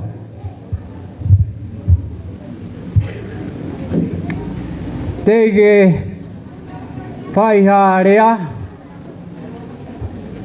ko ilo I ko e whakatapu e ne os whakahoko ki mua.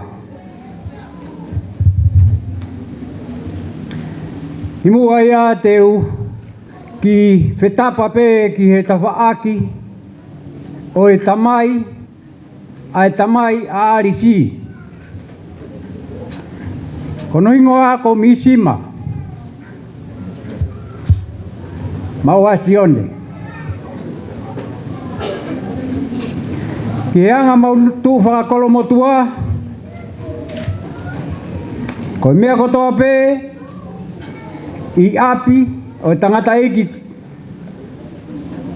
a mautolu sia square. Pokai haha ki mea si, mea lahi, o kwhai mai whakahoko ki a te ia. I anga e mautu whakolo motua. Ko ngā koni ki a arisi. O kulahi pe a maumi. Ko whae e motua koni. Si ia e a mere patua. Ko whae, ko kui a arisi. Ko anga e mautu. Ia e mono whangatoko ua. Ko whane. Ka pehe ki whinimatua ko aloisia. Maunofo pe I kolomotua. Tupunganga e maheni. Akastawa. Mosione. Koe aku atu ai whakamalo. Ki he whamiri hono kotoa. Kau whoki mua ki he whewhine whai aho. Koe e ki irea. O ko puke mai. Ke whai aha talanoa o e aho. Mau atu. Ko manatu ki he rea a sisu ki he kautou tai. Mo mau atu ki he loloto. A aua he mo kupenga. Ka he rea koe kautou tai koe aho e po. Ni kai pe haola. Ka inga. Ai whana mea ai whae koe ni. Arisi. Mau atu ki saione. Mau atu ki saione. Pea tāna ki mai mo e ta whanau. Ekileti. Puke ni mai whanau o mau ki saione. Sio ki he orita e o wha. ori tai fuakawa ai na mo tulu tui ki ai ahoni Ekileti ko atu hatala manuga te koe he ko ke fai en mea na whana ke ai ho whae mau ki saione mau ki helo tu tana ke mea kurelei siake mea kukowi ria ke tahaiwa foki mai ke hewa noa koe Ekileti ko atu hatala manuga te koe aho koe ni kai pehe ke whanga whae kuna ulama menu sila te ko pehe tapa o maamani o kuna uheni a koe ni ko atu hatala manuga te kumutolu whananga mo e iki he peitu kotoa pe lawa ke whai ai e petokoni aki kai pehe foke a whai whare a tangata whai whare a whepine o tau heni a koe ni fia ke whakahoko atu hoku ofa ke te kumutolu pe foke whakaofa heni ki whai whekau hoko koe tau sipi le rei o e aho koe ni pe ke ha whai whekau ha lotu ha matapure atu waki ofa ka te kumutolu ono kotoa pe ka pehe ka te kumutolu kotoa e sola mo i wurangi i loto whare koe ni ko si o maungata anga pena Pakaya ato no e whakamore ang ki mautolu ko ia pea ki rea tua wat o paspasi mai ko ngalu pepelo aku e ai ko si pe ai sleri na fa hoko e fonga si kai nga pe mi kolo motu a ko to e family ko to a arisi na ulava mai ka mai si kai nga pe mi motu mama o mi fu fa ko matai ulua o na heni ke mau kau fataha tama bata ko fase taha ka tau tari ko ne mau pe Ekileti e koiten fai tau lak taulunga pakato ai hanga taulunga imu yang ai pe fakahoko mai pe ke tau fakahoko pe ka pau ko ke te ha taulunga imu yang ai te tau angerewa lotu tuku ke tangata i ki fai fikau ke ne tok fai hono whakaosi wakilea mo hano whakaosi e tau porokalama ko iai ko tau taulunga ku taha pe ko ini ko whakako mai ka te au ko taulunga pe te hane peftei pe ka osi ia ka pau te ke mau pe toki aha taulunga mawhana u ke hoko mai ai pe toki hoko mai ke whainga mari au pite umea tokoni pa ko kau fai kawa ko te pire mu ai ni o tuku atu pe ke mo tuki o mai o to inasi pe me ai ki sei tunga mata hui fase taha tau taritari ai kai oreva ko mau Ekileti ai tain taulunga pe me tua ka ko ne ma ko pe ke ngai fae ka ma mo Ekileti pe tuku mai ki lotoni kai hoko tau taulunga papa ko taulunga ma fanai pe ka ta ki o to ki fa hoko mai he osko ya mo ta hoko atu ai pe ka ko whainga mari au pite o sia ni wa pe me umea tokoni o ku hoko atu ti sei tunga mata hui fase. This is a journey into sound.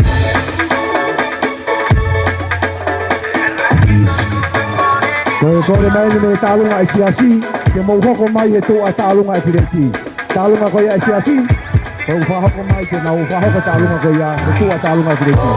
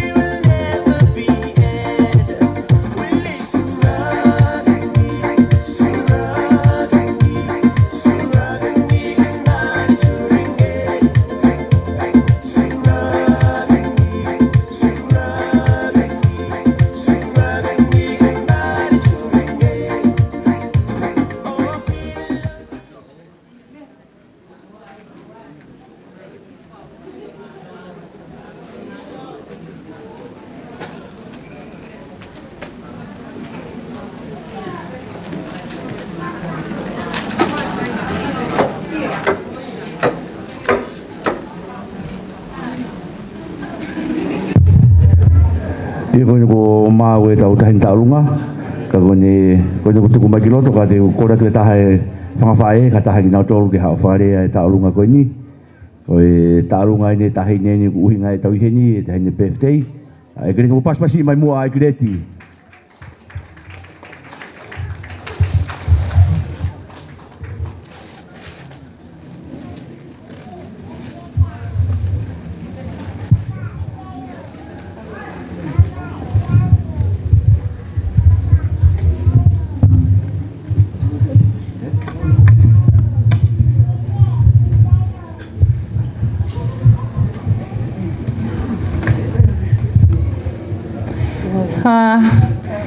Te toi whakatulo wa pe he ngahi whakatapu ko tō pe ko swaiat me muan.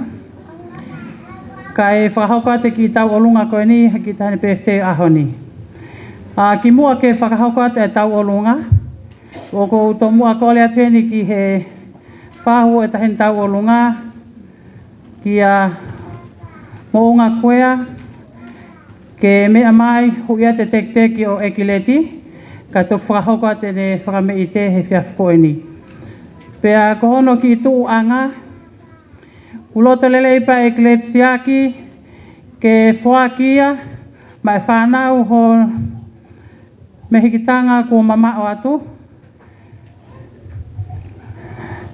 Ko afu. Ko iai. Mea mai ai whahu o hui e tekteki. Ekileti, kataki. Lava atu ki he whahau ke hui ho tekteki, e?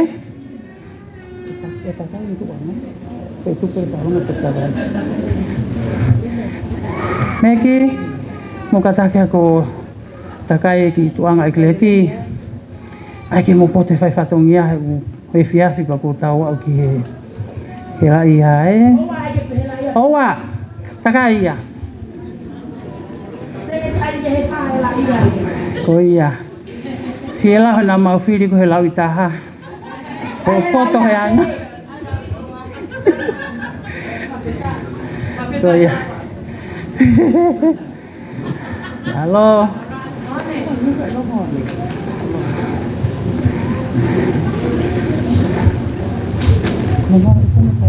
Io me le tui tahi e whahu ko e.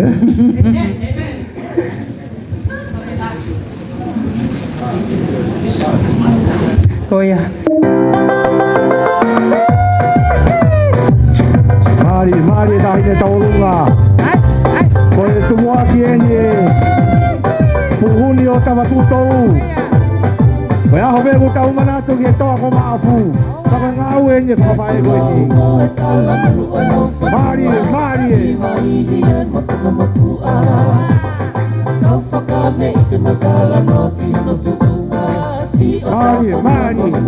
Kakapakapuna e fui lupe. Halari pate. Pakono tamai ki e ni. Kakatale hoi kori toto e halavahako. Pakono tamai ki e ni.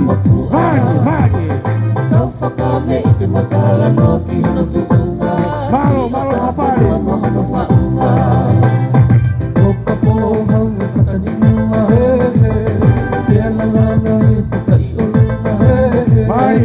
Mari. Salatu mua ki hapai leu. Toi tapai ki e ni kuna i loto. Mari. Mari tamai ki taurunga. Kai tuanga ke whai e whalangi ki hapai leu. Mari.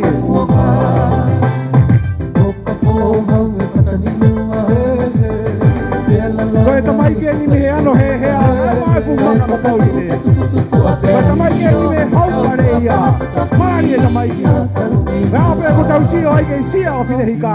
Pakono tamai ki e ni.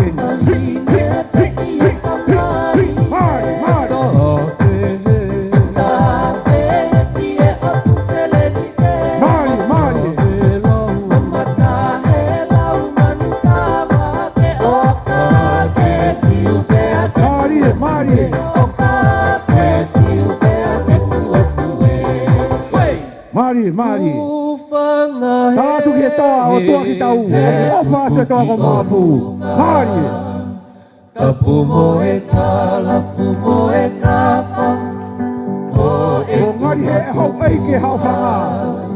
He kua tonu e whara hakana e taku koe perua na tua lauka. Mari e whara haka ia. motua Ao ni uai ala lomo uta Nei tala koa koe whakalota mua. o e hifofu Ka te hake o perua kai tua kauta a sononga. Mari e mai ke haka.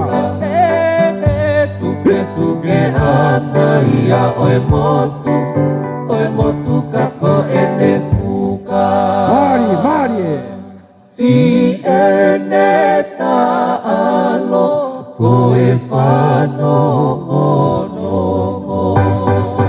Ke kaloni karitala ia noto Mari Ae nofo Ke ila laloa ilo e he poto Maunga oto maka kohono loto He ka kohono loto ke puna pe hapo he kohono loto He iyo He iyo He e whakapuke koe whanauta mai na sia koe iongo. Mari ta mai ke tau He unga. whakapui pe toi vete Tuku pe mua tau e te ke tatoki tuki ha aho ke he Te ufoki be ki ha tau tapu Mari Ki hala katala molo a manu He koe tatu a moe walau Haka he taloni tala elo au He taloni karitala ia noto Tatu a moto matofi a e nofo He ila laloa ilo e he poto Maunga oto maka kohono loto He ka kohono loto ke puna pe hapo he kohono loto Iyo He iyo Na e whakapuke a ane whe Mari Ke whakatapui pe toi vete Tuku whe mua ho tau e whe Ke tatoki tuki ha aho ke he Te ufoki be ki ha tau tapu Ki hala katala molo a manu He koe tatu a moe walau Haka he kaloni tala elo au Oi Maro. Pamalo al Ekileti lava ia ta alunga aho tahine PFT yo aho ni kore atu ke ta alunga whakamehitanga ke mo o mai mua go hoka atu ai ta alunga hoko whakamehitanga.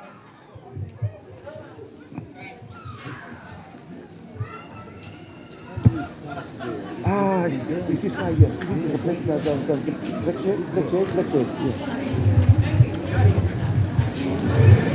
O malo de Ekileti, malo e whakalangilangi, ma malo e whakahiki ke whakamehitanga. Ko ia ko kore atu ki he tālunga koe whakamehitanga. Ko ne whetongi pena Ekileti pia hauke no sea, pia whairewa u tālunga hoko mai tālunga isiasi, pe tālunga whakamehitanga. Ma u tālunga pe u te hoko mai he tua ko ia. Tise i tuku mātau ki foi whasi, kai whetongi a Ekileti, kai toki hau kai whairewa e toinga u taulunga.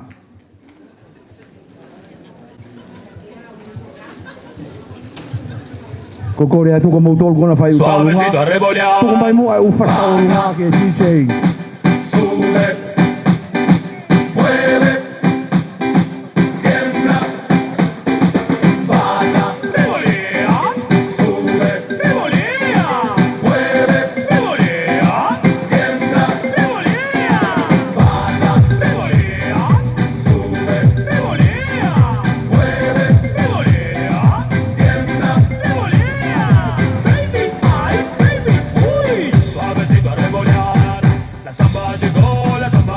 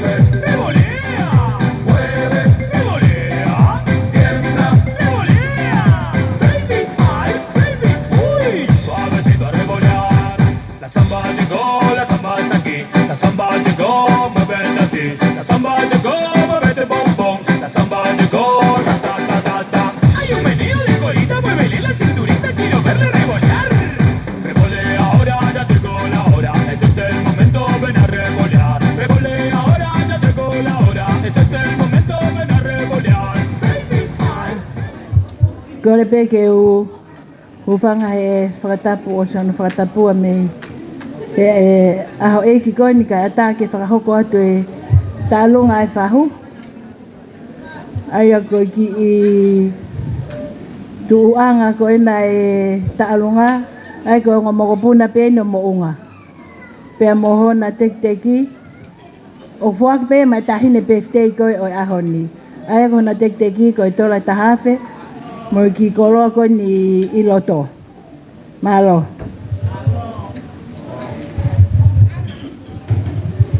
Malo te tei koe si tālunga whokene mehi ki tanga. Tuhe whine lahi tahai no aho awhi. Malo si ki laumaria mounga. Ki whokiwia o toa ke teia pakone whamopuna a penyu nau whafofonga i tālunga koe ni.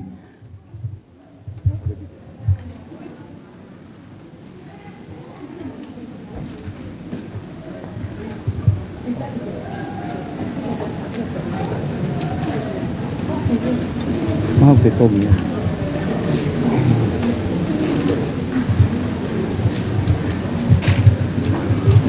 Koe ngoki mopuna whokeni, koe tahapenya mopuna o Isleri, kari koea ka mai a mounga. Koe taha mopuna koe ni, ke na whafofonga atu e tālunga koe ni. Ka koe anga e whakalaulau pisi. Mahalo koe whemau ke hui e pare koe ni. Ka ke haka mua hui e koe ke ha me e mao. Ai ofa atu a mounga ka mai whanau pa mo whakamakapuna. Nau si ofa atu ki ho matapa koe si koe anga pena nau rei taha koe atu peka whakalaulau pisi. Koe atu peka koe ke toki hui atu e pare koe naka se peka toki amo hui pe.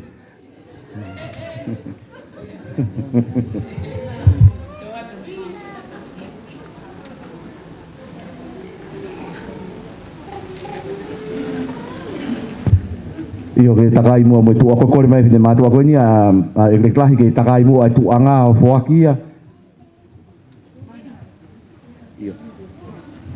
Iyo te foaki pe mo tu anga ko ni ange pe mai tahine PFTI. At pa mo fala na ngalo pa mo fala ko ni ko fola. Ku fala lahi fa ulia ko ni. Te lau ko la nga ia da me he kai nga pe me foi one.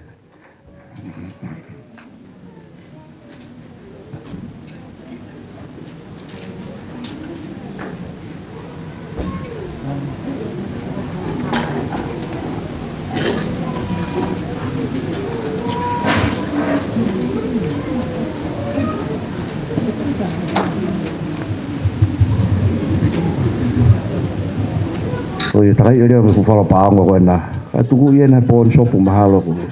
Tol wafe. Malo, ta ko lava ia. Ta ro me fasko ia, ke whakamapuna i ni o mounga. Ta mo Isleri koea ko na whakamapuna i ni na fai mai na ki whakalaulau pisi ko ni i he talango fua ko ia Ekileti.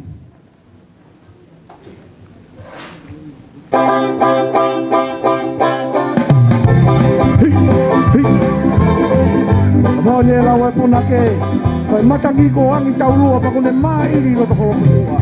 Kai talatu ke kiwai ko pine naka kala pe talatu ke ahi moi bunga. Koe ahoni ke uhopo ki malae, maari e tamaiki. Ko tau talanoa pe ke langa kari tuki mapahu pa kone whakau e. Maari e ko tamaiki e nyamu e vai o ngaki. Rao pe utau manato ai kono. Mari.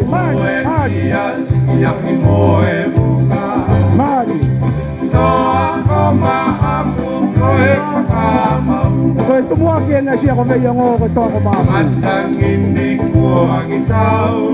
E tikai ngau e futoa karo whanitani. Koe hoi kori toto apu kare turoto. Ka tala tumua ke vai kahi. Koe apu kata kelo. Ka eo ka apu ko soto e katane. Tala tuki vei musi e ua. Koe a honi kai ngau e halasi puia. Mari tamaiki. Langi mai tamake tau ewa. Nula vale o whakatau pasi. Kae holoe no fo ai mana. Mari e maru. Alla pala viketa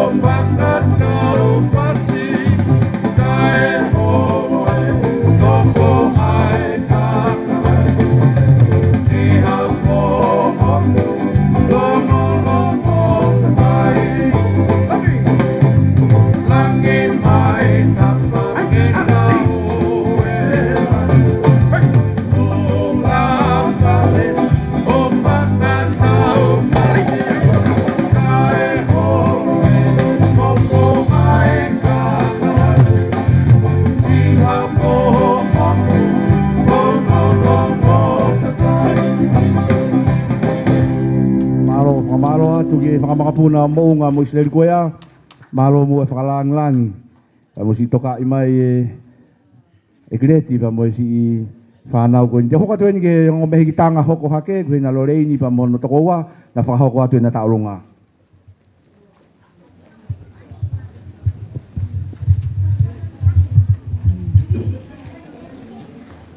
Tahine aris.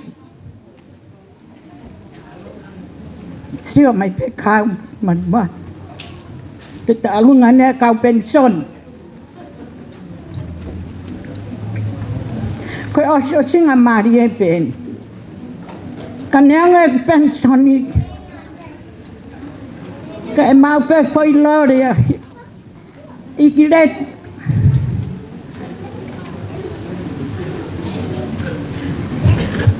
Kau fiat pengak loi mata kituma. Ekileti Siaki.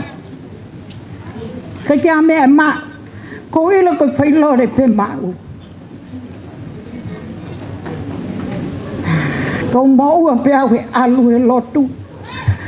Ta ko masiva kaya ko me ma. Kaya me mau aris ofat kan ko ka ma Ekileti. Mea mai Ekileti Siaki o hu ia ke aunga pe mau e pe ho fo ilore.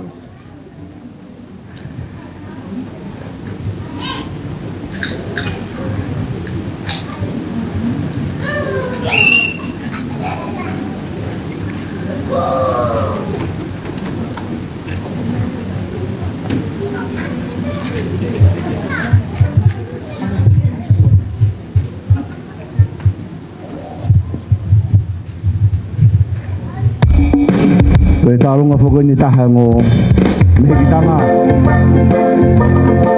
Nā taurunga i e Playfair Blue. Me kia mea i e mao e ngō mehi tanga koe ni. Ngō mehi tanga masiva. Ka hona loto e kua au me kata loto hona loto. Rua anuia. Mai e mana whaka. Ea mai se nanga au e loto ni. Koe mana paturisi e na kutoa kuia. Mari, malo whakalangi. Mari.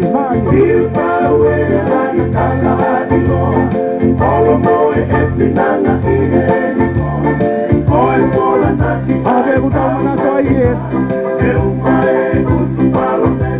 Mari.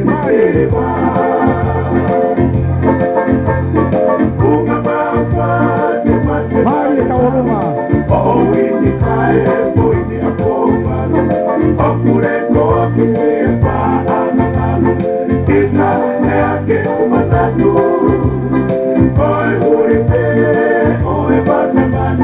Betao ke na whauia huholo o maloa. Mari e whauia.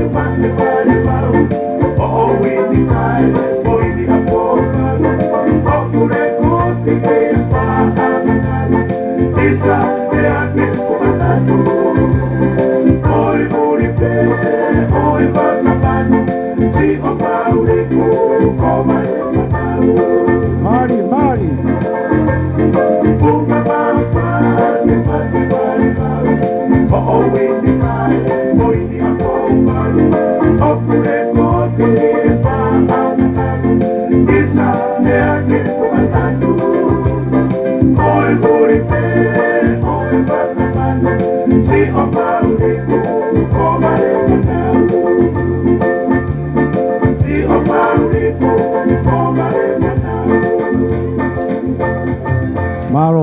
o vito ke alore ni mlongo meitanga. Malo si whakakato ko ia whaiwhatongia ko ia.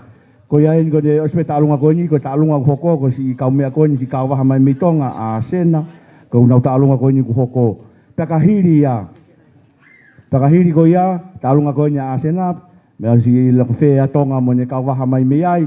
Pakahiri talunga ko ia. O ko si ko tu anga mo ki whainga maari e si asi he ni ko malo si na wafea. Pakahiri talunga e si asi e hoko mai whakamokopuna hea vula.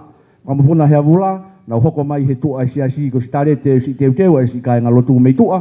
Ka ko tuanga waki whainga maari he o se talunga ko ia a sela. Pa kosko ia pa tu ki hoko rewa whawhao atu me talunga hano hoko ai talunga ko ia whakamokopuna hea vula. Ko ia i ko e kore atu kaki mautohul ko ni pe mei he talunga ko ni a sena. Ka wahataha ki hao whakahoko ange mua mo whakamatalange talunga ko ni. Malo si whakalangilangi ko whea tonga mo si lava mai. Pa mo ne ofa mai i he.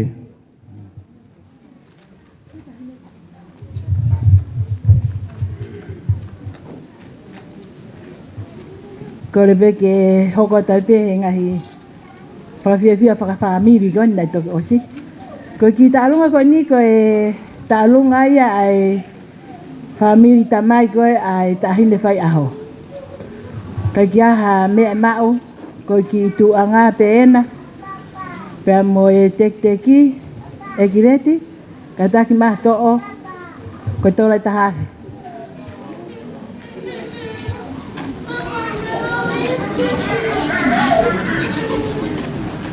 Mirpula, itu enak aja.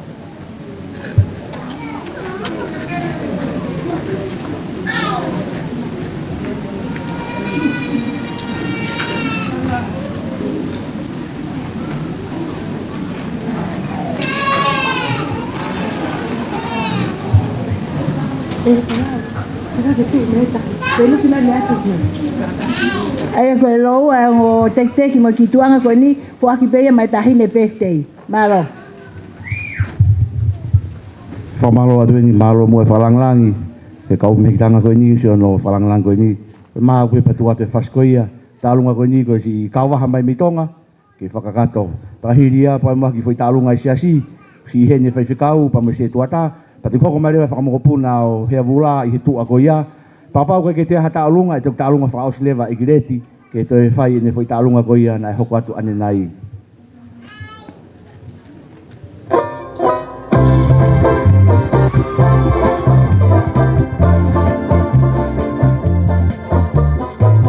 Mari e tawalunga.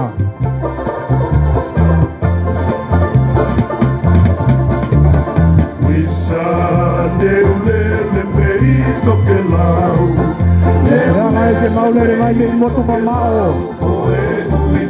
Ea kai se mau kau waha se mau ofa. Ea honi mau tuki e maka tuki he honi. Mari e tamaiki.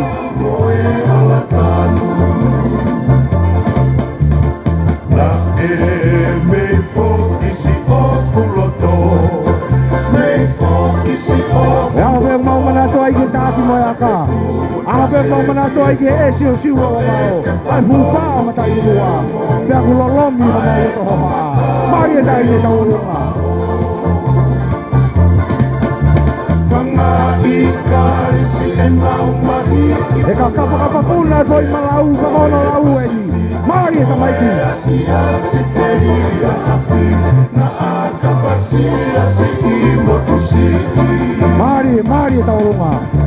Ala e fo o hoku o whatu. Mala e fo o hoku o whatu. Mari e na ine taurunga. Ka fia e wao aka. Mo e i e uha mo e monoko. Ma ua i mo e ka peinga e po. Wisa na e whakangalo ngata. Na e whakangalo ngata. O ka hengi e mafoa aia. Pea walau a e kaula. E maliki a e lau manumaa. Ka oku i he nasi amaka folau talamea. Ke pelu o taka. E koa o koe manu lauka. Koe kina anga o uta mawau. Mari. Ngone lawe puna ke ka tangi si foi malau ka huake noa se manatu. Mari e tahine taulunga.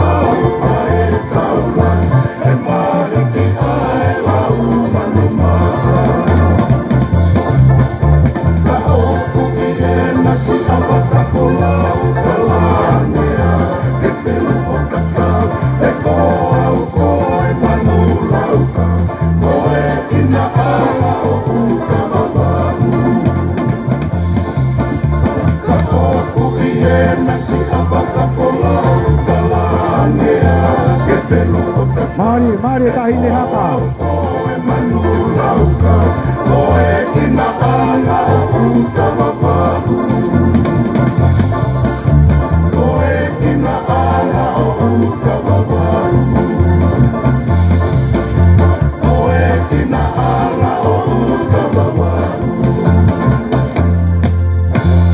Pamalo ake whakameitanga, pamalo ka asen, pēsi ka waha mai pia meitonga eiki, ea ngai si o ofa, pako whakamalo atu malo. Kore atu ke siasi mo hungu mai mua, taimini e siasi koi a koe ne siasi wepa hoko mai rewa tu whiwhine koe ni, si whakamangapuna o hea vula. Ia ko kore atu muno whamaapopo se niti koe ni, ke ave ki taine peftei, kore atu mutolu koe. Koe o kore atu ke siasi koe ni koe o mate, koe ta'alunga ni asiasi e ni whahoko koe ni, pakalawa ia, pahoko turewa ta'alunga koe ia ki he whakamokopuna o hea vula, pakaos koe ia, pa tuk whairewa e ta'alunga, te ta'alunga pe a Ekileti a Muiange.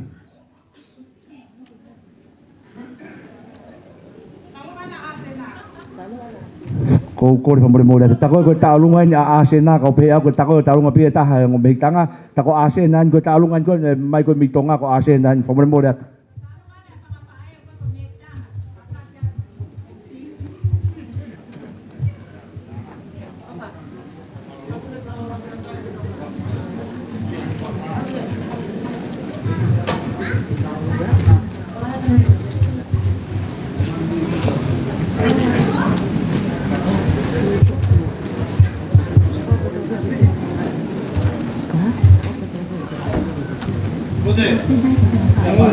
Metang, ikan, oh gimana? Iya, play.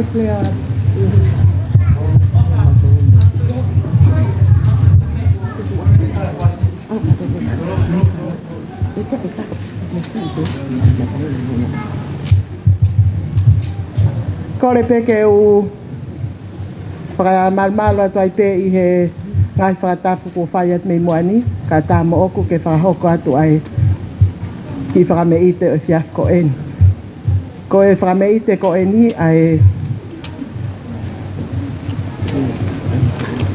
whae tahbe ai whanga whae a Ekileti tai ne ko asena mei tonga. Ekileti Neo ngai kai ke i heni ai whae ko eni ka kono loto o kutuku peheni. Whafolau mai ono ofa kia te koe mo aho mahu inga ko eni ko hoko sia ho ta ua pulu mataha. Koe teki e tahine tau o lunga mono tuanga whaki pe ia mai tahine pefte o ahoni tu aiki o wha malo. Ia koe tau lunga ini ai whangwhae Kaya ngai si nau ka waha mai me mitonga mai nau whalau rau pisi si nau ofa mai ko iai ko whangama ko ia kone mau pe hui e pare whahakore wa ta'alunga ko ia ai whangwhae ko ia koe tuanga ko inu wai ke takai tulunga e tuanga ko niu ke he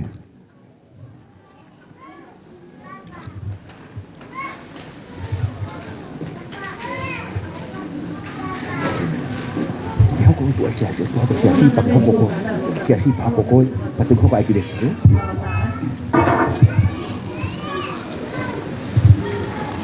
Ni ko talu ngai ni ai. Tong fai. Asen na. Le mau be di sei patu mai fasko ya.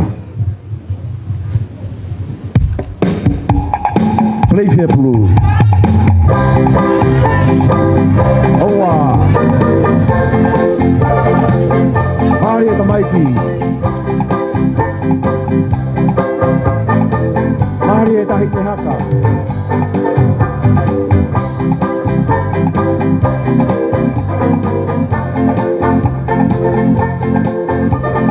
Ya ho be utang manato ai. Koi korisi ai e tamai e ngahi korisi. Au manati ka piko mananga.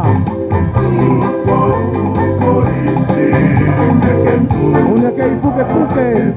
Ai pu hei lala ka matala poto. Ke tala tua ke matapata i mani me pumaka ko tai tusi. Ko aue ni ko upae ai loto sene. Se tunga se kuofa. Mari na Mikey.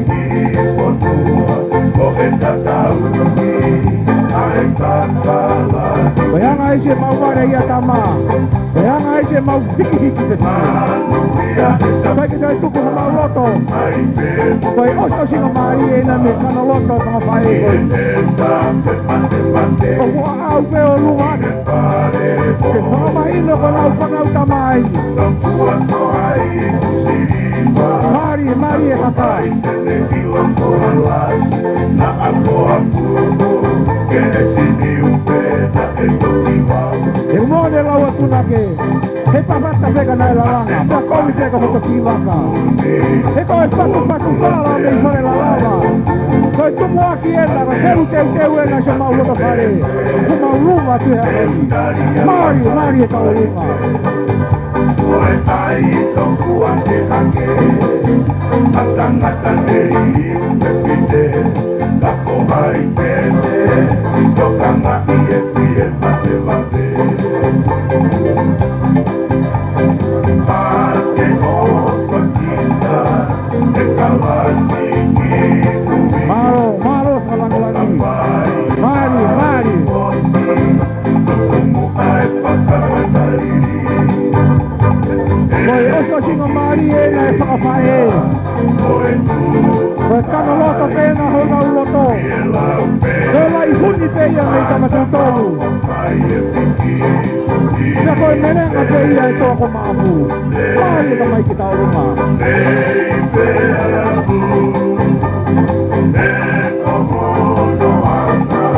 Mari, mari. Oi puni pe. Ai perito de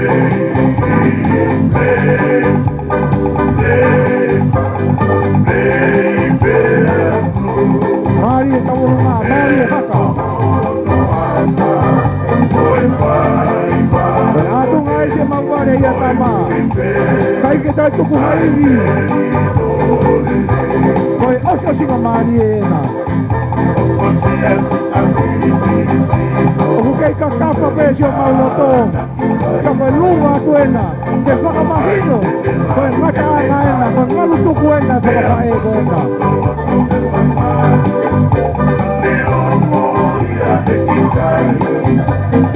Mari e tau lunga.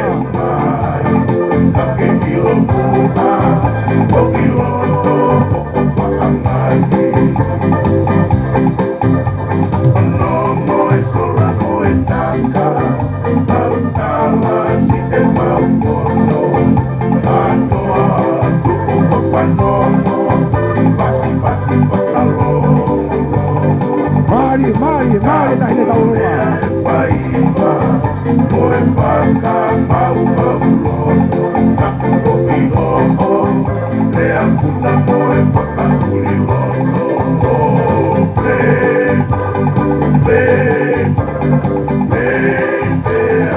Malo, famalo atu ke whangawhae. Malo mo e mausi o mo manatu mai ke si mata koi au arisi. Toka i pa mo e heo mai ke poupou ke si ngau e whai. Koia kou kore atu. hoko mai mua i taalunga i siasi una si hene kau tangata fai fikau patu hoko mai rewa me tu a taalunga i siasi ai taalunga fa mo puna he vula ko ia ko estoni ka ma fa ngamari mo ai si taalunga i siasi patu mai mua taka lava ia e hoko turewa ke taha fa tu fa fini ko ni ko fa makapuna ia o he vula fai na utaolunga mo na ki fanani vi ko no fai ko ia he tu a ko taalunga i siasi peka lava ia e te fai pe taalunga ko ia a Ekileti ke lava ke puke he interneti e taalunga ko ia. Koe tu angen ke se tua tahen, se talahi, ka estoni ke ne whahoko atu e taalunga i siasi.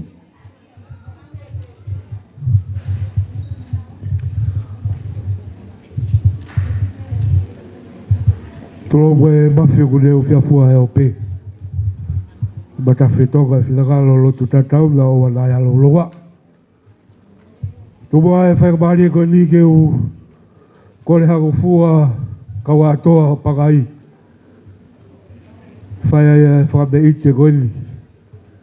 Beki kai kalotu kai mai wahenga. Oku le tau ki whalau maari e. Ai kaunanga ua ana e katoanga e whiaf koe ni. Tōbe he ku whiawhia. He taha i kaunanga. Oku aana e whatogia o e aha koe ni. Kawatoa palo e teu e whiwhile le rei o tai maari e ai e kai kalotu. E kua fuhi-fuhinga e ngahi kakala hingoa.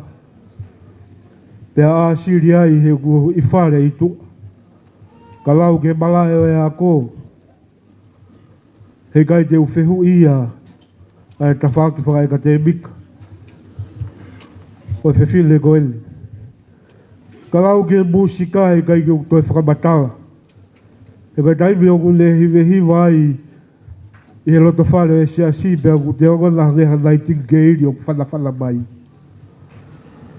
Pe ka pau te u vikia hono ulu ngā ngā.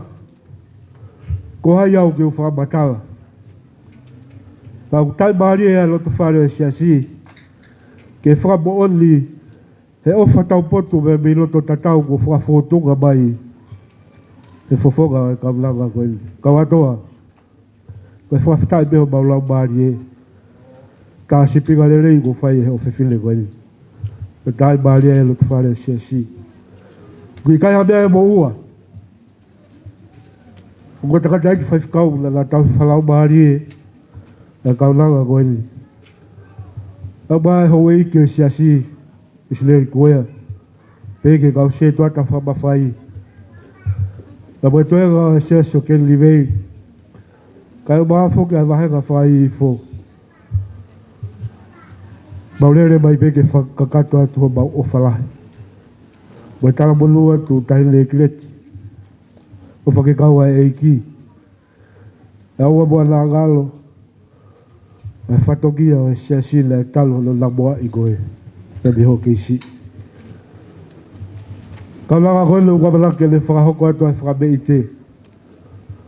Kore ake kau se tuata whamawhai ko toa pe. E wahenga whai i fo. Kai o maa e kau se tuata tau. Ta pehe fo ke kai galot ko toa pe. O siasi o ke liveri kai o maa e wahenga whai i fo. Ko tau te fua he pangai o kaua toa he whiaf koe. Mo mea mai. Ke tau whakakato hai o whani ko turi mui he kaulanga koe. Whanaa fotu. He loto whare e siasi. E tai maari e tau mo ui. Kai mo inu ai e muiaki. O e lau toi whakasāpate ko toa e wahenga whai i fo. O hipe koe kaulanga koe. Taha i ulunganga. Ka mea pea Ekileti a turiki. Ia whakoutua i pea i o au ke tuku a lotu. Ka rea atu ai le whae. Ia wika ki te toi o ngona hare. Koe taimi peo ko te o ngona i re. Koe kaulanga koe. Koe taimi o le hiwe ai.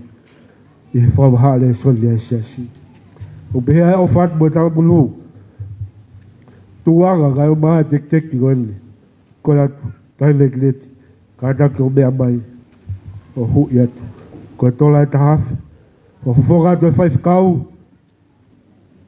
Mrem mate yalo na mahanoa. Kai o maha fuki. E whaifkau maha lo.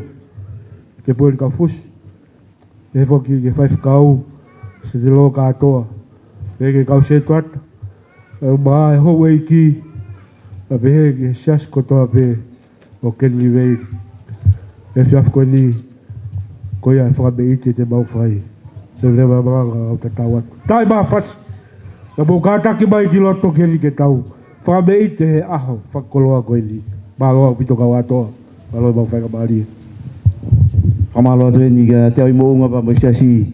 Ko ya nga e tau kau sia si ko ke tau lau family, ko ke tau lau toto. Ka guongo pe ia pe kulanga e te lotu lerei, pa ko na toko ni fo ma ha ni. Malo mo ai te fifine lerei se toa. Fa malo at. Ko si mo puna no fai te ha. Mo puna no eston. Ke dai ne na eston. Ai se toa ta. Mari. Yang ai se tau kau he lotu. Kau lofo pe mei tau muri o fai e ulu nga holo ke tonu. Kai kau mua tonu e waka sia si. Kau whamalo tu te umo unga. Mai o pepine ko i ke fai e tau unga. E toko lotu le rei e kulave e whamini ko i ni. Mari. Mari. Mari si ngau e tata iki fai te kau. Matei alona. Manoa. Si whakamokopuna koe no tui whakanoa na tūmai. Ke tūkarikari e lo tuo puke. Ai hoko oka. Kai nofa te au i mounga. Si tau pūri o whai o na pūri na holo. Kai tau mua tonu e whakaseasi. Mari e tamai ke tau runga. Kai tātai ki na tau pūri ena. Matei alona manoa. Koe hako koe huri ena e kau lotu kau maalioni. Ke taki mai si kai na lotu. Ke whakamahino ne lotu lerei. Oku kai lau whamiri. Pea koe ke lau toto. Ka koe neo whaaku fulani. Maari e ka mai. Ke sini upeta e toki wau. Mate o whahe toku. Maari e mastomu na mato. Ona ai ia. Mari e tamai ki whapare. E anga e tau he lotu lerei. Take e tangatai kei se kau ka mai se tuaka. Pai toi tuku haimi. Pai oso singa mari e ea. Mari. Mari.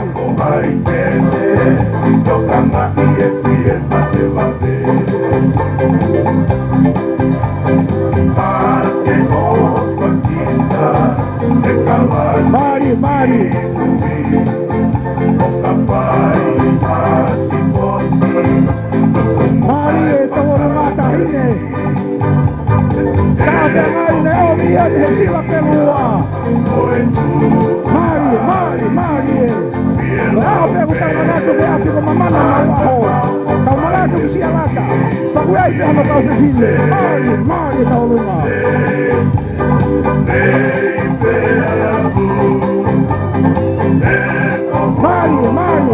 Mari e taine tau runga. Vai ten te tomi e tu pe e honi. Kai oku hine pe se tuata. Mari se tuata.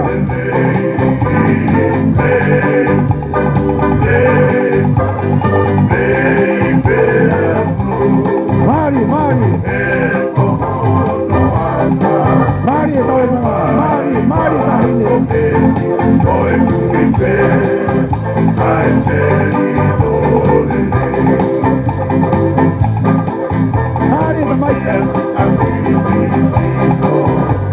O tono whakamei te i oho tau aho. Mari. Mari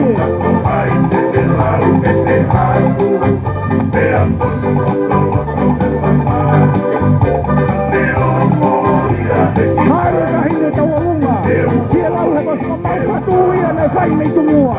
Pea ku tono e lalanga e honi. Pa kongo tau mua. Mari e tamai whamaloa ke sia si. Mari, whamalot ke sia si, malo tokoni pa moe ofa. Whamalot ka estoni, mai e si ofefine koini ke whai e taulunga. Tako whamaloa tu kia mate alona. Manoa pa malo si takilerei mo e uringa holo tonu e waka sia si, mo tamua tonu e waka sia si. Tawange ki whenga mari e koini ki si whantawhawhine koini, whakamokopuna koini o hea vola, ke whai atu mua ase nau whalau pisi koe ni.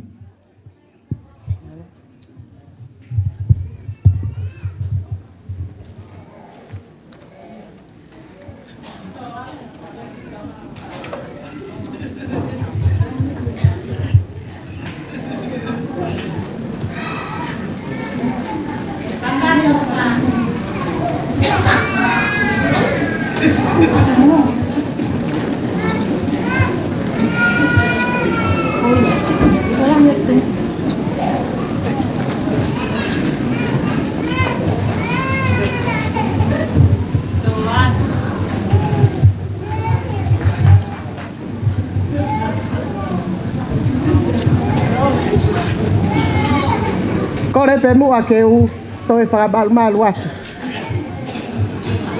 Ie whiako en. Ka tā mo e ki whine mo tu atu ani. Ke whahoko atu ai ki whame i te koen.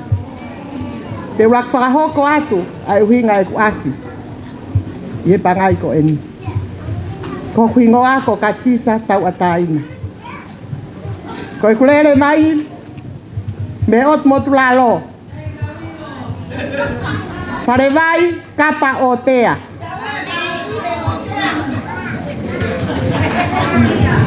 Takai pala i tamai ke taki mo aka.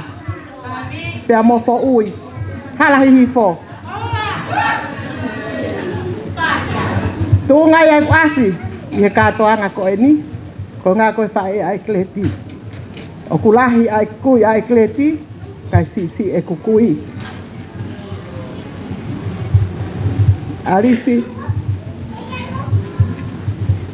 Neong ai masiva.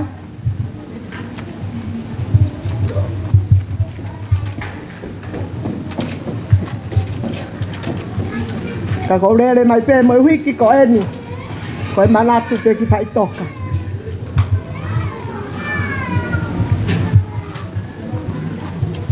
Ke taha ki whakame ite. Ke tahine ko Ekileti i aho ko eni.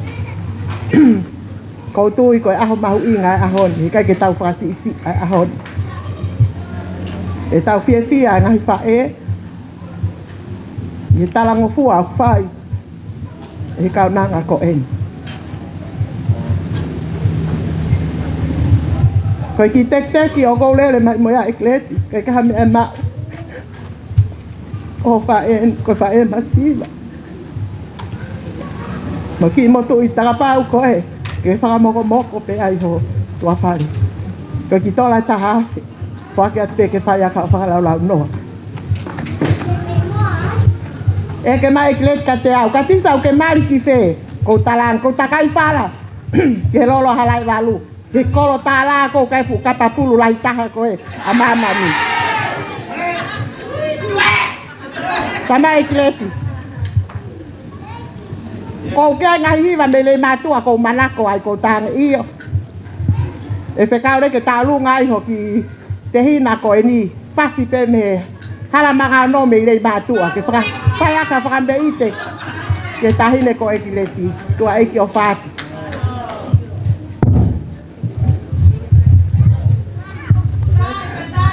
Tijai koe maro pepa ke hui e pare. Taka ne whenga mari ko ia.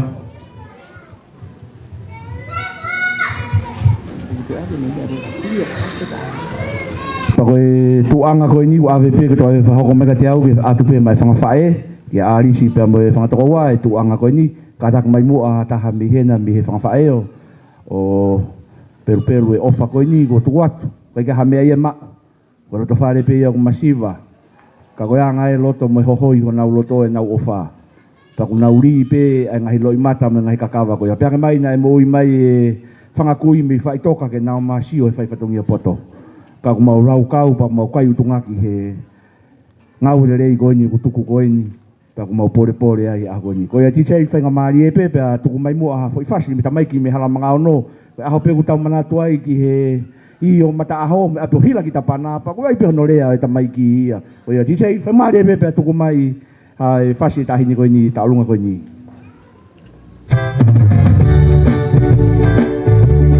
Maari e haka aria.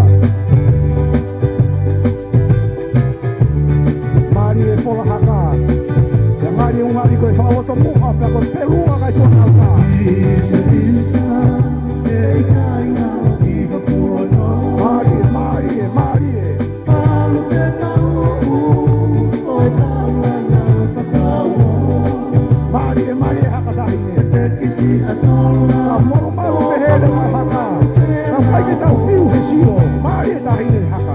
Koe kawa ke siu, koe halana ono. Mari e. O hila ki Koe ao tēru tau hila ki ato, hila ki topana. si a pua tō. O ka miani, te ana mili ono loko. Mari e tamaiki. Koe te si, koe lolo, akalai lalu. Mari, koe tamaiki e na me ema atu. Koe ao tēru tau mana toa i ke toa ma te sina. Kau tau mana toa i ke whakatēro. Kona utoru e, mari e tamaiki. E ao tēru tau mana toa i ki whakatau mai. Mari e tamaiki. Kia uki he paangangalu. Mari. Asia tō takala, ka e kuku whakatalu talu. Si o tore kua, Mari e taine haka, mari haka. usu atu. Ka ahine, Koe haka e o mauahi. Kei tau koe koe halakalakani. Koa whala haka na perua se tua kauta. Ka koe honi ke uperu mau ke whakahino. Koe wa mauia, mari e wa mauahi. Kori he tā, o ta sei ai kono hingano. O muhe maire, o whanga a te walo. Mari e. O kuangi moko moko, e a whakawata ki ho kusino. Mari. Chihuahua i moana, o kutuku ko whakawhearo. Isa e kota ni matu, oi manusi mei toke lau. Manu oe hapa kasi o wawau, asi e tena poni koe karife kau.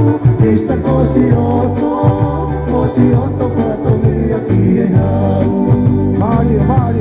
Koe tui Isa e kota ni matu, oi manusi mei toke lau. Manu oe hapa kasi o wawau, kasi e tena poni koe karife kau. Isa kosi oto whatongi a ki e hau.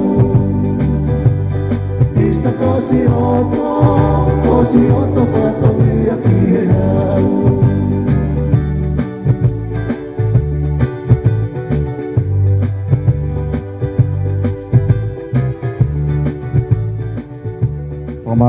Pamalo atu si kainga me o tumutulalo, si kainga pia me halamanga ono.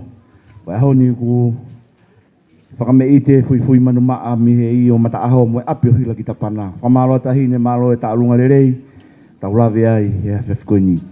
Ta whokari vain ke whakaosi ko request ia pa me taha e tau kau whaitaa aho ni me Paula Moimoi, me e interneti.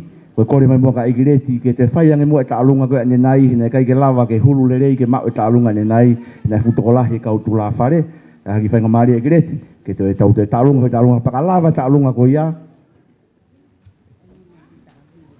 Ta koe koe taalunga ane taha ke toki hoko Ekileti, koe ni ku request mai taalunga koe nika ke toki hoko.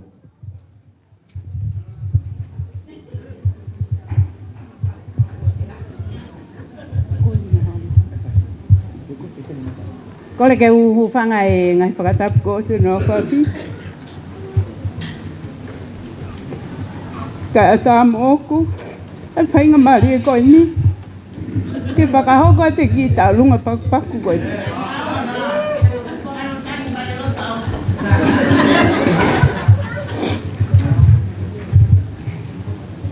Alisi, ka ke ahmea i e maa. Ke ki whanau masiwa koe ni. Kau whakahoko atu mua au. Ko kui ngā kori kia fuapau. Ko rere mai me funga whaite, hau mani tau. Kana aptaka e whala, ke tunga ane o alisi.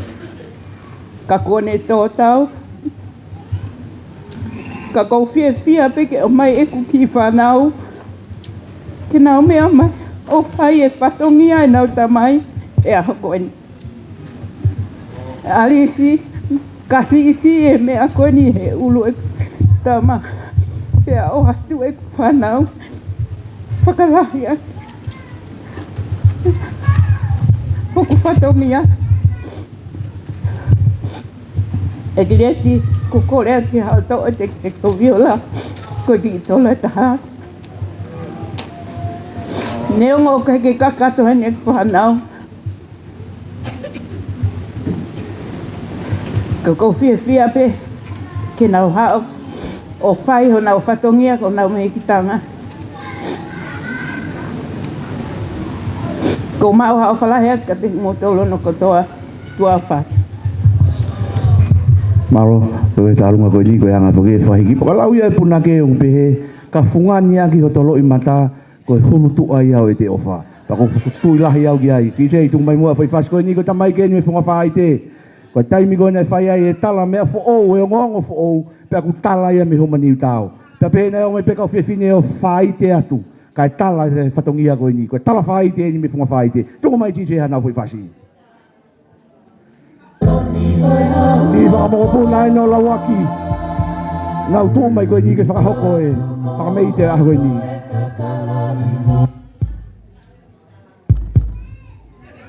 Tapu mo e kaloni hoi hau o Tonga.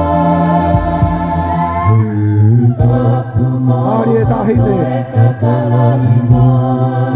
O mahino pe haka ia me kau halau tā. Māri e no haka. Mea ko tonu nono whasi, māri e tahine. Isaku a mana. E lau e koe huri apa e hau. Māri e tamaiki. Oku ke inga natu, hono lau kohula. Māri e tahine tawolunga, kei tonu pe ho tofo he whiawhi koe ni. He koho kei uri maka mei tau muri mea ku tamu e tonu e maka kau halau tā. Tonu e whola haka hea honi.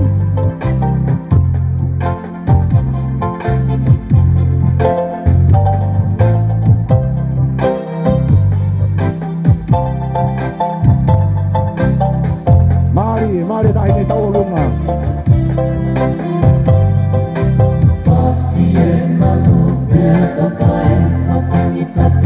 Mea honi te whofola whala siohata e muofa. E kua kai haasi e tukokanga. Ka e tonu e whola haka me kau hauta. Māri e tahine. Māri e tawolunga.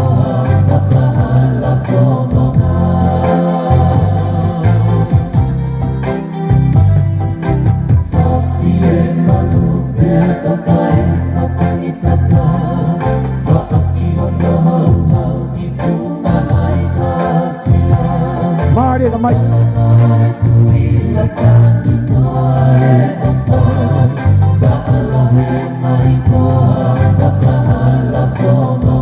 Koe tamai ke na me whunga whai te. Māri e tahine haka. Fisiki e latu o le whanga tule mahe. Māri e rahu. Kui ale ka he ko tala e puna ke ka lote kina ka kala himoa. Tā koa koe ofa mōni pene te rā. Māri e tahine tawolunga. Tui tutu ana a whanunga liki o e lupe. Māri.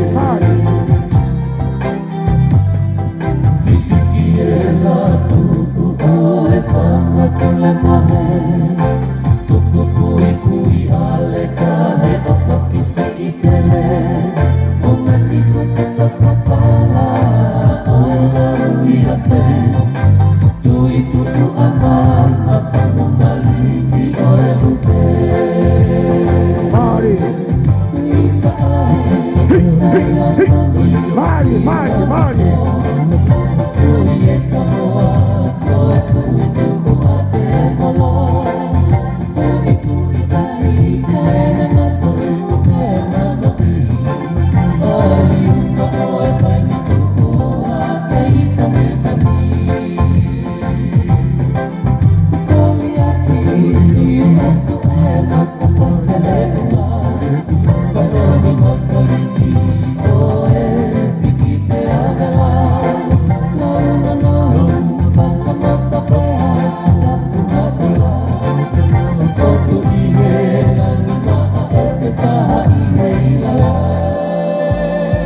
Koe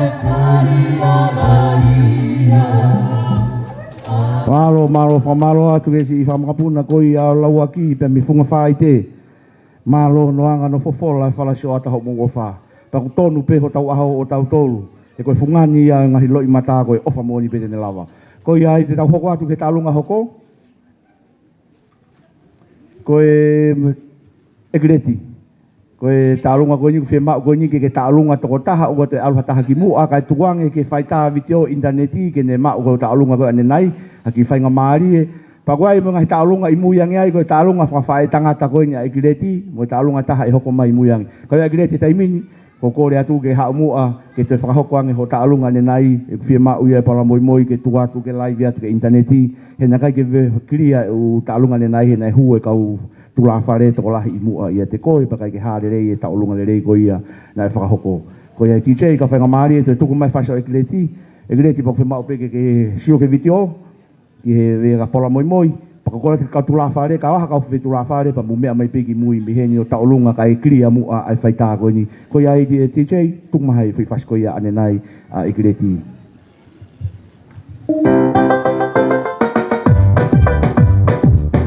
Mari Ekileti.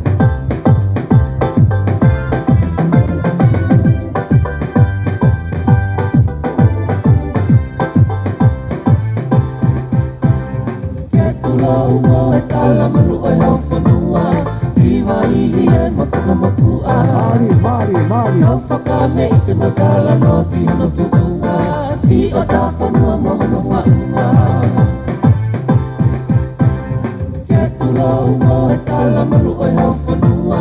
Ki waihi e motunga motua. Kau whakame i te matala no ti hano tukunga. Si o ta whanua moho no whaunga. O ka po hau e katani numa. Ke lalanga e tuka i orunga. Ai whakatuka tukutuku a te ahiri o haka kau mua ka hapuka ki a karu nei mua. He whakui a ki hakau whatunga moe o mata. Lalawa o kama e hana ka wha. Kau haka he longi he mai mo tuku whanua. E walau kau haka kuoka. O ka po hau e katani nua. Ke lalanga he tuka i orunga. Ai whakatuka tukutuku a te ahiri o hana kau mua ka hapuka ki a karu nei mua. Hine pe i he kamai he. Ta pe he ti e o tu pele ni te. Mamata he lau manu tawa ke oka ke siu pe a te tue tue. Oka ke siu pe a te tue tue. Malo lina whapare. He tuku ki o lunga. Tapu mo e ka lafu mo e ka wha. O e tumatupu a. Tupu le whanua ka hono lalanga. O e kau whatunga motu a. Ao ni uai ala lomo uta a whanua motu mo e hifofu. E kano kupolu i mala e kula. Tuke anga ia oe motu kako ene fuka. Si ene taalo koe whano mono. Ke kaloni karita lai e moto. Mari. Katua moto matofi a e nofo. Ke ila laloa ilo e he poto. Mari. Maunga atunga ka kohono loto. Ka kohono loto ke puna pe hapo he kohono loto. Ke iyo. Mari me lo Ke iyo. Na e whakapupe a ane whe. Ke whakatapui pe toi vete. Tuku whe mua ho tau e whe. Ke tatoki tuki ha aho ke he. Ke ufoki be ki ha kau tapu. Mari. Ki hala ka pala molo a manu. Ke koe tatu a moe walau. Haka he kaloni tala e lo au. He kaloni kari tala ia noto Tatua maka matofi ae nofo Ke ila laloa ilo e he poto Mo unga oto maka kohono loto He he ka kohono loto ke puna pe hapo he kohono loto He iyo iyo iyo He iyo iyo iyo Na e whakapupe ane fe Ke whakatapui pe toe vete Tuku pe mua hata ue fe Ke tako ki tuki haa ke he Ke ufoki be ki haka utapu Ki halaka kala molo a manu Ke koe tatu a moe walau Haka he kaloni tala elo au Oi Malo, mo pas-pasi mai ia. Whakamalo atu ka Paula Moimoi, pa moe live e tau mea interneti, mo tolu te fesio ke tau kātoanga, mo huha ke pe, mo hange pe o kume hingoa Paula Moimoi, o as kātoa pe ai, ai u video ko ia. Te watu hen ko tālunga ni ka o whangawhae tangata ko ia Ekileti, ka whainga maari e mua e toko taha ko ni, pa moe tālunga ko e whangawhae tangata, mo kātaki mai mua ke whakahoko e tālunga ko ia, pa moe teke langi ko ia, ai tālunga ko ni whakawhae tangata.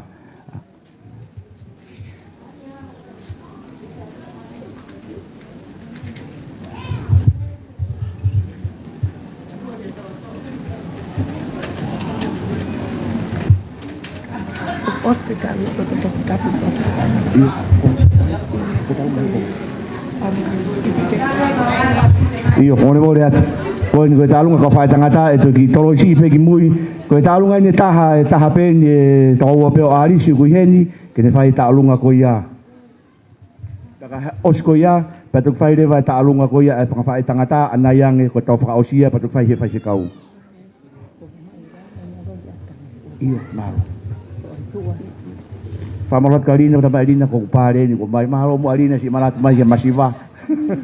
Malo lina. Malo. Iya, ya betul malo lina.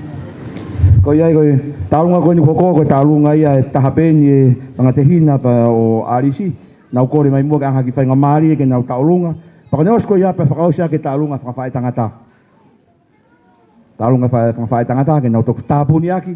O ni lava ko ia pa te whai rewa e tau lotu, pa ka lava e tau kātoanga, pa ka taha ne kore mai me whamiri.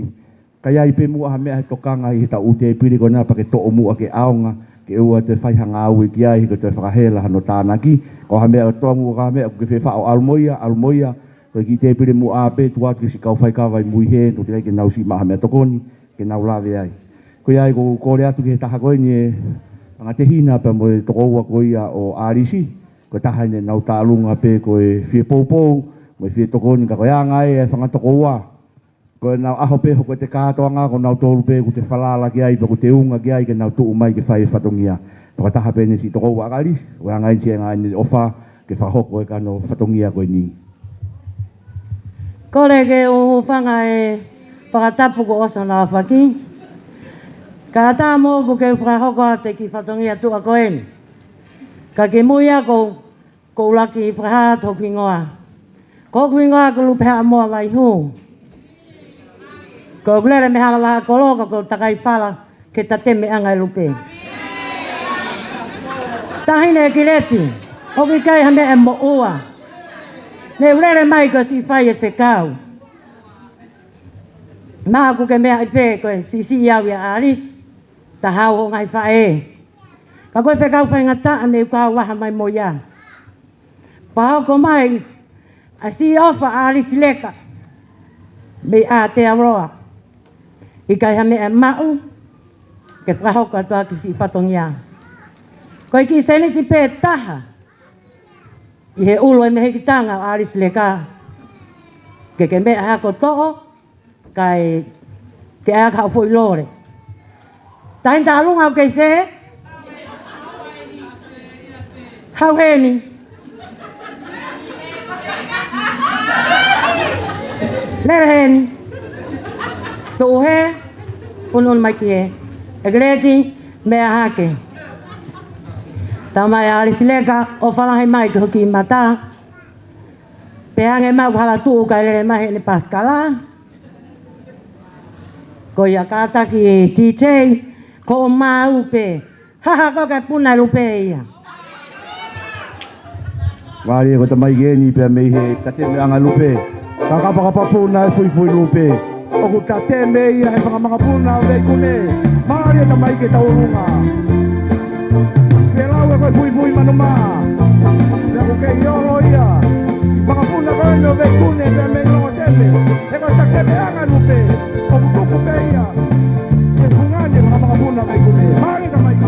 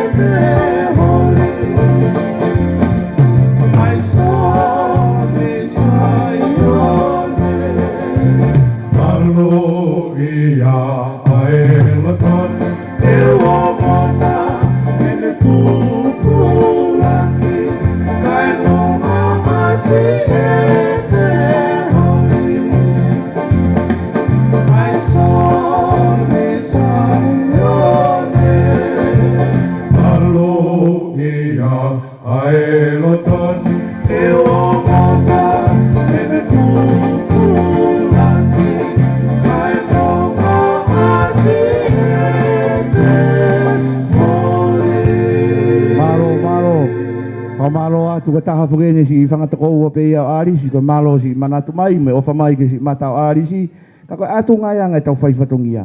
Ko to whangatako ua moni i pe te unga ki ai, mo te whalala ki ai, tai mutu ai he te kātoanga, ko nau tolu pe tene si ongo i kita, Pako whakamalo atu ke tu whewhine koe ni. Pako no ai a whiri koe ke makapuna o vei kunegi longo teme he koia o taupūrea he aho ni. Whakamalo atu. Koe ai ko kore atu eni ki he whawhae tangata koia a Ekileti. Koe whangatunga ane ni o ārisi mo mea. Whawhae tangata koe ni te nau tāpuni e taurunga he aho ni.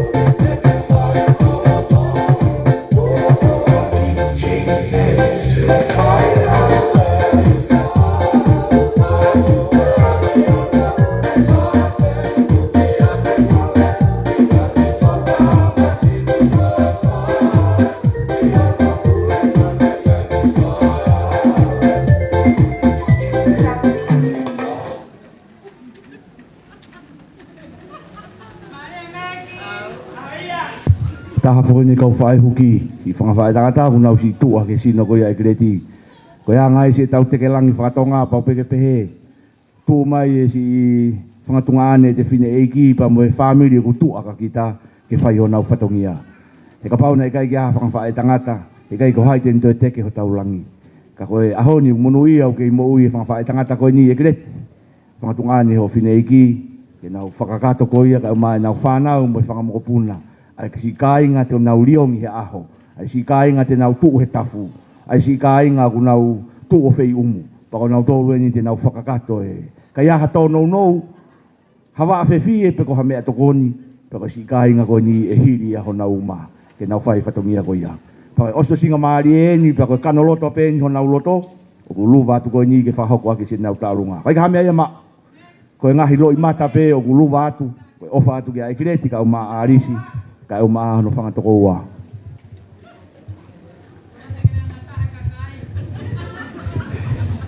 Ki puhe mana wak whai hela Pea atonga pe whokia vai haka. Whakatulo watu. Tapu ki a kau whakalawa. Hoko anga ia ki tau haa tangata. Whatapu ki whatikau muha taki lotu. Whakatapu aki hawe ki muha mata apure. O ato e whakatapu ki taire pahu o e aho. Atu ene whakatapu mawahe. Ki e tahina uona ako e ni.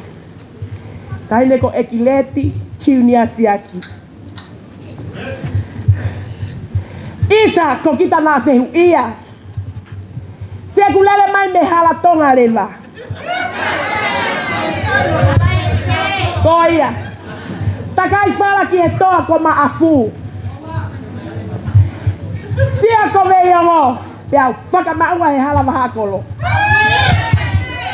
Ki e whae tangata a Ekileti Siaki.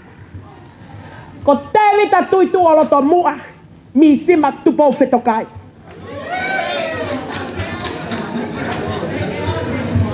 Tahine Ekileti. Aho pende wongona e whakahoko e aho peheni. Pea whakaamua peho kuloto pehane mai na ke lawa ke kiwi. Ke tama alari ai. Pea aho pena whanongo ai koe te ke lawa nge. Peho kuloto oia weho tu whakapo. O sio lalo kangalu ke foi kiwi. Na ko eni peko talatu leti. Mo ne lawa whangi kakai. O te ke sio lalo ko ke foi kiwi. Neango ele si. Tako ele tosi ana ko pakihi me pakihi. Ko ia e taine leti. Mahalo penda ke ngona hengalo e a.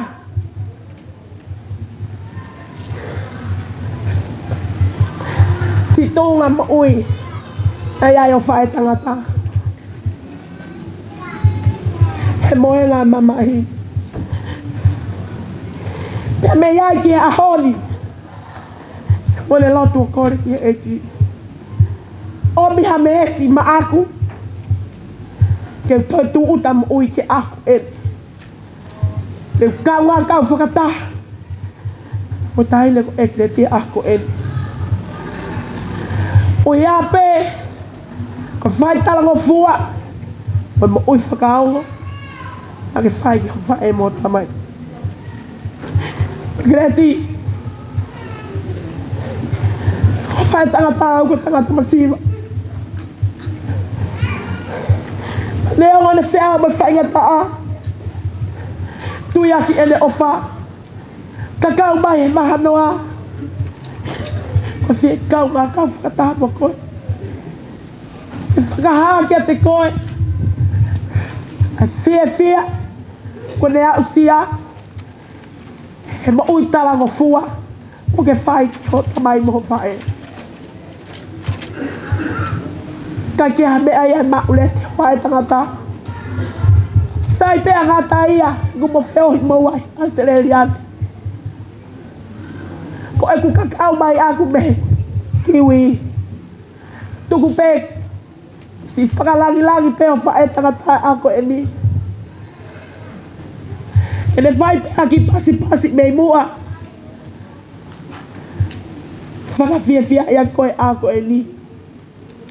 Ka kia me ma ki teki pe.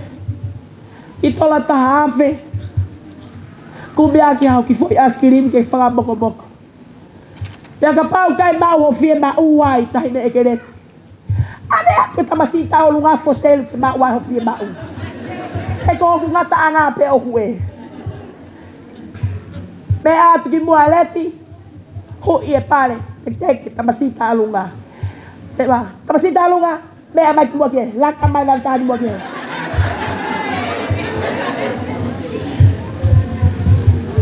Ole maleti. Tulu ki lalo.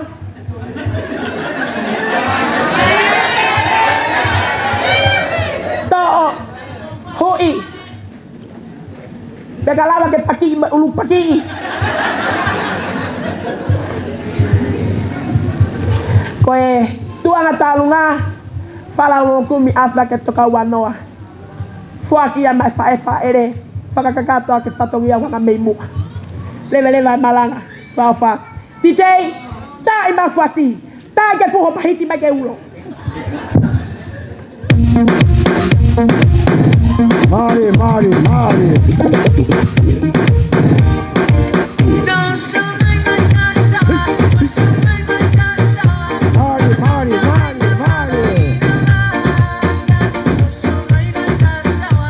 Yang air kita ufak patungia. Alu tege auba. Mari kamaiki. Ufak papau ya honi na jabu ke mau kiri ya mau tolu. Kiri ke peke kakala imoa. Baku kiri peke kakala imoa. Mari ya dahi ne tolu ma.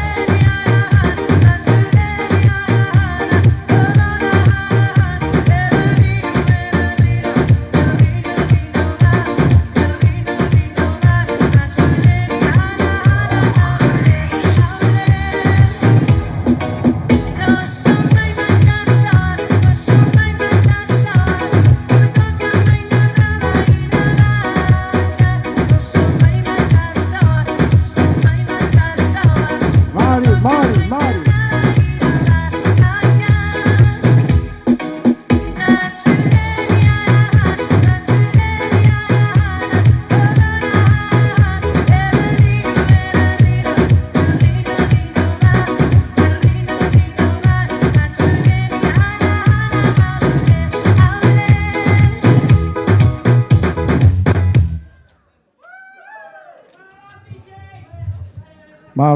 Maro atu ke whawhai tangata, maro lava lerei. Mo whalangi ko iau whai ki a arisi ka uma aia Ekileti. Pawhikau tulo watu katuange mua ki whainga maare haki minite ni ma Ekileti. Whai be haki i rea whakamalo ai tahine peftei.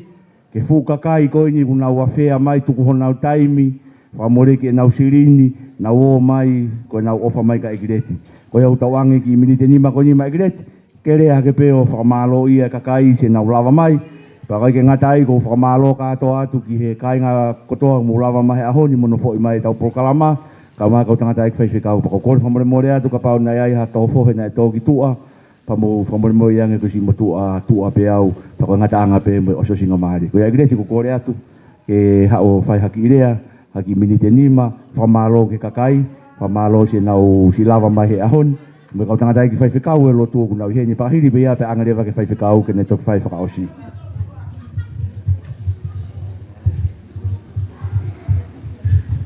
O kua kole ke hufanga he whakatapu ne ka mata aki ai ahoni. Pe o kua kole ke hufanga ai. O kua tuku ai whakamalo ke o tua he ne whakaau ai aho mahu inga o eni ke eku mo ui. Kua whakamalo ke o tua he fuaki mo ui kua tau lave ai he ahoni. Kua whakamalo atu ke he kainga o eku tamai ki he whahu pea pehe ki hoku whanga me he ki tanga. Pea pehe ke he kainga kotoa pe o eku tamai. Whakamalo atu ki he whai whekau o whai hi fo. I he tuku homo taimi ka mau lava mai ki he ki katoanga masivani. Whakamalo ki si oku kainga lotu kotoa pe i he whai hi fo. I he tuku homo taimi ka mau lava mai ki he ki katoanga masivani. Pe oku o atu e whakamalo ho mau lava mai. Whakamalo atu ki he si ngahi maheni kotoa pe. Pea pehe kia ki ate ki mau tau na mau lava mai. He ngahi tokoni kotoa pe i he whakahoko hoku aho mahu ingani. Whakamalo atu ki he whamili sia ku whae.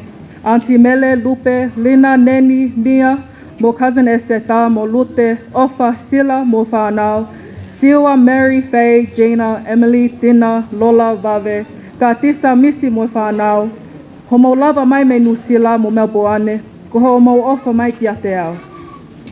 O ku honga u pito ho mau ofa ki ate au, pea pehe ki hoku whamili. Whakamalo lahi atu ki se ku whanga whae tangata, si ho mau whakalangi i au i he ahoni. Kai tau te whito ki se ku ankolo te vita, o ku au mahino i pe a whaingata ia na e hoko ki hosino. Ka nā ke lava mai pe me Nusila, pehe ki a meki, ko ho mau ofa mai ki a te au. I kai whakamalo whiunga maa mau tolu, ka kua kole pe ki a o tua, tene fuaki atu hamo ui lelei ki a te koe. Pea whakamalo ki he MC o e ahoni, malo au pito pehe foki ki a Ekileti lahi mo i whanau, he tokoni kotoa pe kua u mau whai ki hoku aho mahu ingani. Pea kua u ofa lahi atu ki a ki mau tolu hono kotoa, ho mau lava mai i he ahoni. Ko whakamalo heni ki he eku tamai mo eku whae, alisi mo aho afisia. Pehe ki hoku tokoua nuka, umaasi hoku whanga brother. Kawa te vita mo Scott, he ngahi tokoni mo ofa ki a te au i hoku aho mahu ingani. Kua kole whakamole mole ka pau, kua tō hataha i heku whakamalo. Pea tuku ki he o tua kene toki whakaau e ku tae au, tua ofa tu malo. I just want to say a few words in English, just for those who don't speak Tongan. First and foremost, I want to thank God for allowing us to come together on this day to celebrate my 21st birthday. I want to thank everyone for coming out and helping me celebrate it. I want to thank my fire hookies for being with me throughout this whole 21st birthday. I want to thank my friends for coming in, even though they probably had no idea what was going on half of the time. I want to thank everyone that did a taulunga for me. I really appreciate it. I'm really appreciative and thankful towards everyone that took their time out today and came out. I want to thank everyone that helped out throughout the process of this 21st birthday, their support and just helping us prepare for all of this and coming to the hall and setting up prior. And yeah, I'm just really thankful for everyone that's present right now. Ofa atu malo.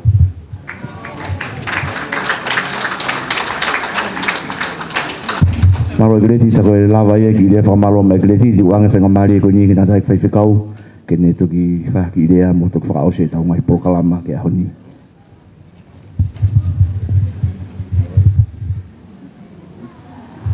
Kore peke o kamalu atu. Whatapu kotoa pe ko kamata ke whihangani. O lawe pe ko maaloloa. Anea ngoe heke ke tau whanau ai mahu inga. O hoko sia e Ekileti Siaki ono tā ua fulmata. Wai pe ngā hirea ia Ekileti e whai ke te koe. E whaamiri. Tisi si o tei. Pau koutu i pēo ku mau inga ki a te koe. Ke whakailonga i eni. O wai pe ngā hirea e hala tau whaahau, mea whamaa whana ko koe be whoki.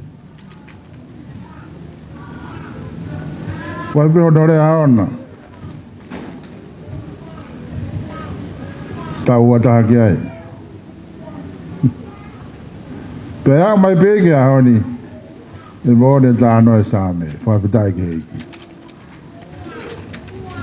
Pe koe whia ia ku toka lotu whare o e siasi, pe ki whamiri kotoa pe, hoi ki ka mai ang whaifkau, o ku mau i heni, ke whakamalo atu ki a te koe. O ku ke tāi si pinga pe koe mōtolo i a oni, o talango fua, ke a ko tau ua fulmata. O ku ke tokonake mea lelei, ki a pongpong. O ke ke whai ahoi ha taha talanga ta. O i whai ahoi o kuanga ma toko taha talango fua. O i talango fua, Ekileti koe anga whakau tua ia. Ko whakamalo lai ke te koe, talamonue ko whai he o whamiri, whai mai Fulau e whamiri me New Zealand, me Tongan, Brisbane, mo whiia beha tapa ko whai mai e whenga, ko i ka peko koe. Ko ho mahu i ngā he ahoni, e make hea ngai he maka kula koloa. Ai talango fua, aho o loto rerei, aho o fia, ke whakamanatu ki a te koe koe mea ia e o toa. Mau fia lai ahoni, pe mo toi ngā i sisi, ngā i whamiri, o koe ai pe tuk whakaholo whakatonga. O tamai, mo i whae, mo i whangatonga ane, mo i whangatoko ua, pa koe whakaholo e kuke sioloto pe ahoni ki ai. Mo i kau mea ku nau whaha, mea pe ia heni. Koe ho whanga whae, te ke whai te riha ki ai. Koe ai ho whanga tamai, te ke tukulolo ki ai. Koe ho tamai mo ho whae, te ke whapapa ki ai. Tā koe uhinga ea e whamiri whakatonga, koe lalanga e tuunga, o e nofo whakatonga. Tā koe whia lahi koe uhi, ho loto le lei ki ke whai e whai aho i ho ulunganga whakatonga. Taho maa nofo muri, bea ku whai ke tau pure ke ngā whamiri, ko nau tōna ki pe ke teunga whakapapalang, bea nau tōru. Ka kutotoru ke pore ho tonga. Ta ko whamalo atu ka te koi ho pore ho tonga. Ta haia ho tāpua ki nai whake atu sāme a honi. Si hoa na ane whanau i mai koe ki he universi koe ni. Ke hoko ha whine tonga. Ta koe e whia e te au sio ki a te koe a hon. Ekileti. Whamalo atu ka te koe. Koe mō tolo koe o aho. Ko sio ki ho whai e taurunga maari o aho ni, si he tamai ke te nā wala wa whai. Ka kohi ko whia tonga, o ku ke whai ai. Koe ia ai whia hao ka pā ko whia ki mau tolo pe ahua noa. Aho o ko mātua. o no fo pe o whakaongo ki he ngā whamiri. Whia pe tō whae o tō lahi no whakatoko ua. Ke tokoni ki aho whakakoloa koe ni. Whia he pe mho whakawhae. Whia he pe mho whakatamai. Ko hike ke ilo he ahoni, koe langi o kuia te koe o kutu unga ia meiho whamiri. Hene mahau inga pe he Ekileti. Koe whanonga ki he kaha u. Hau whanonga ki ho lea ki ho tamai, koe whakafoki pe ki ke hoko atu ho tauhi. Whakawhetai. Koe monu ia ho kaha u na tau tokanga ki ai he lotu e ho. O tua toko tahme ia. Te tauhi koe, lehi i koe, malu i koe, tofa ho hala. Te whakauha maa tāpua ku mao. Ekileti, e moni. Mau salute atu kia te koe a. Whai lele i ho aho, e fia e family. E amoa te fia. Aho tau e kia ua fia mai. Koe mau tala munu, me ofalahi kia te koe. E moi aho wha koe. Tawanga moi o toa ku hana tāboki. Ka pulu kia te koe, he toenga homoi. Koe e bihe fia, moi whakamaro atu. Mo ofa ko aki.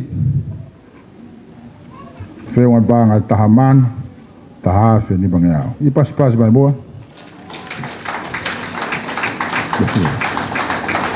Ekileti, ka taki mai ke maua te ofa.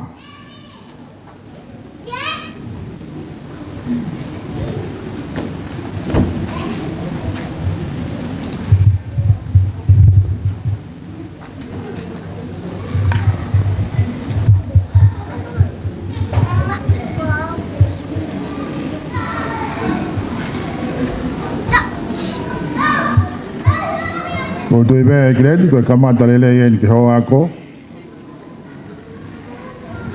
Tokoni e ke ako te ki whai.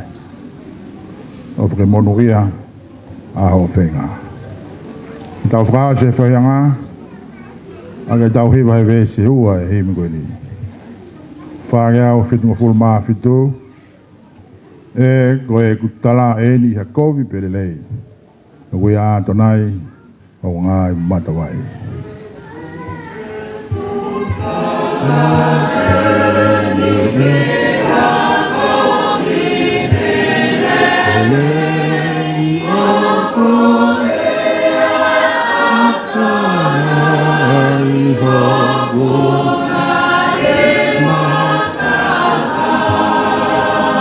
Te nofo mahu e, te kaimo inu be. O kui a tonai, o ngā i matawai. Nofo mahu e, te kaimo inu be. O kui a tonai, o ngā i matawai.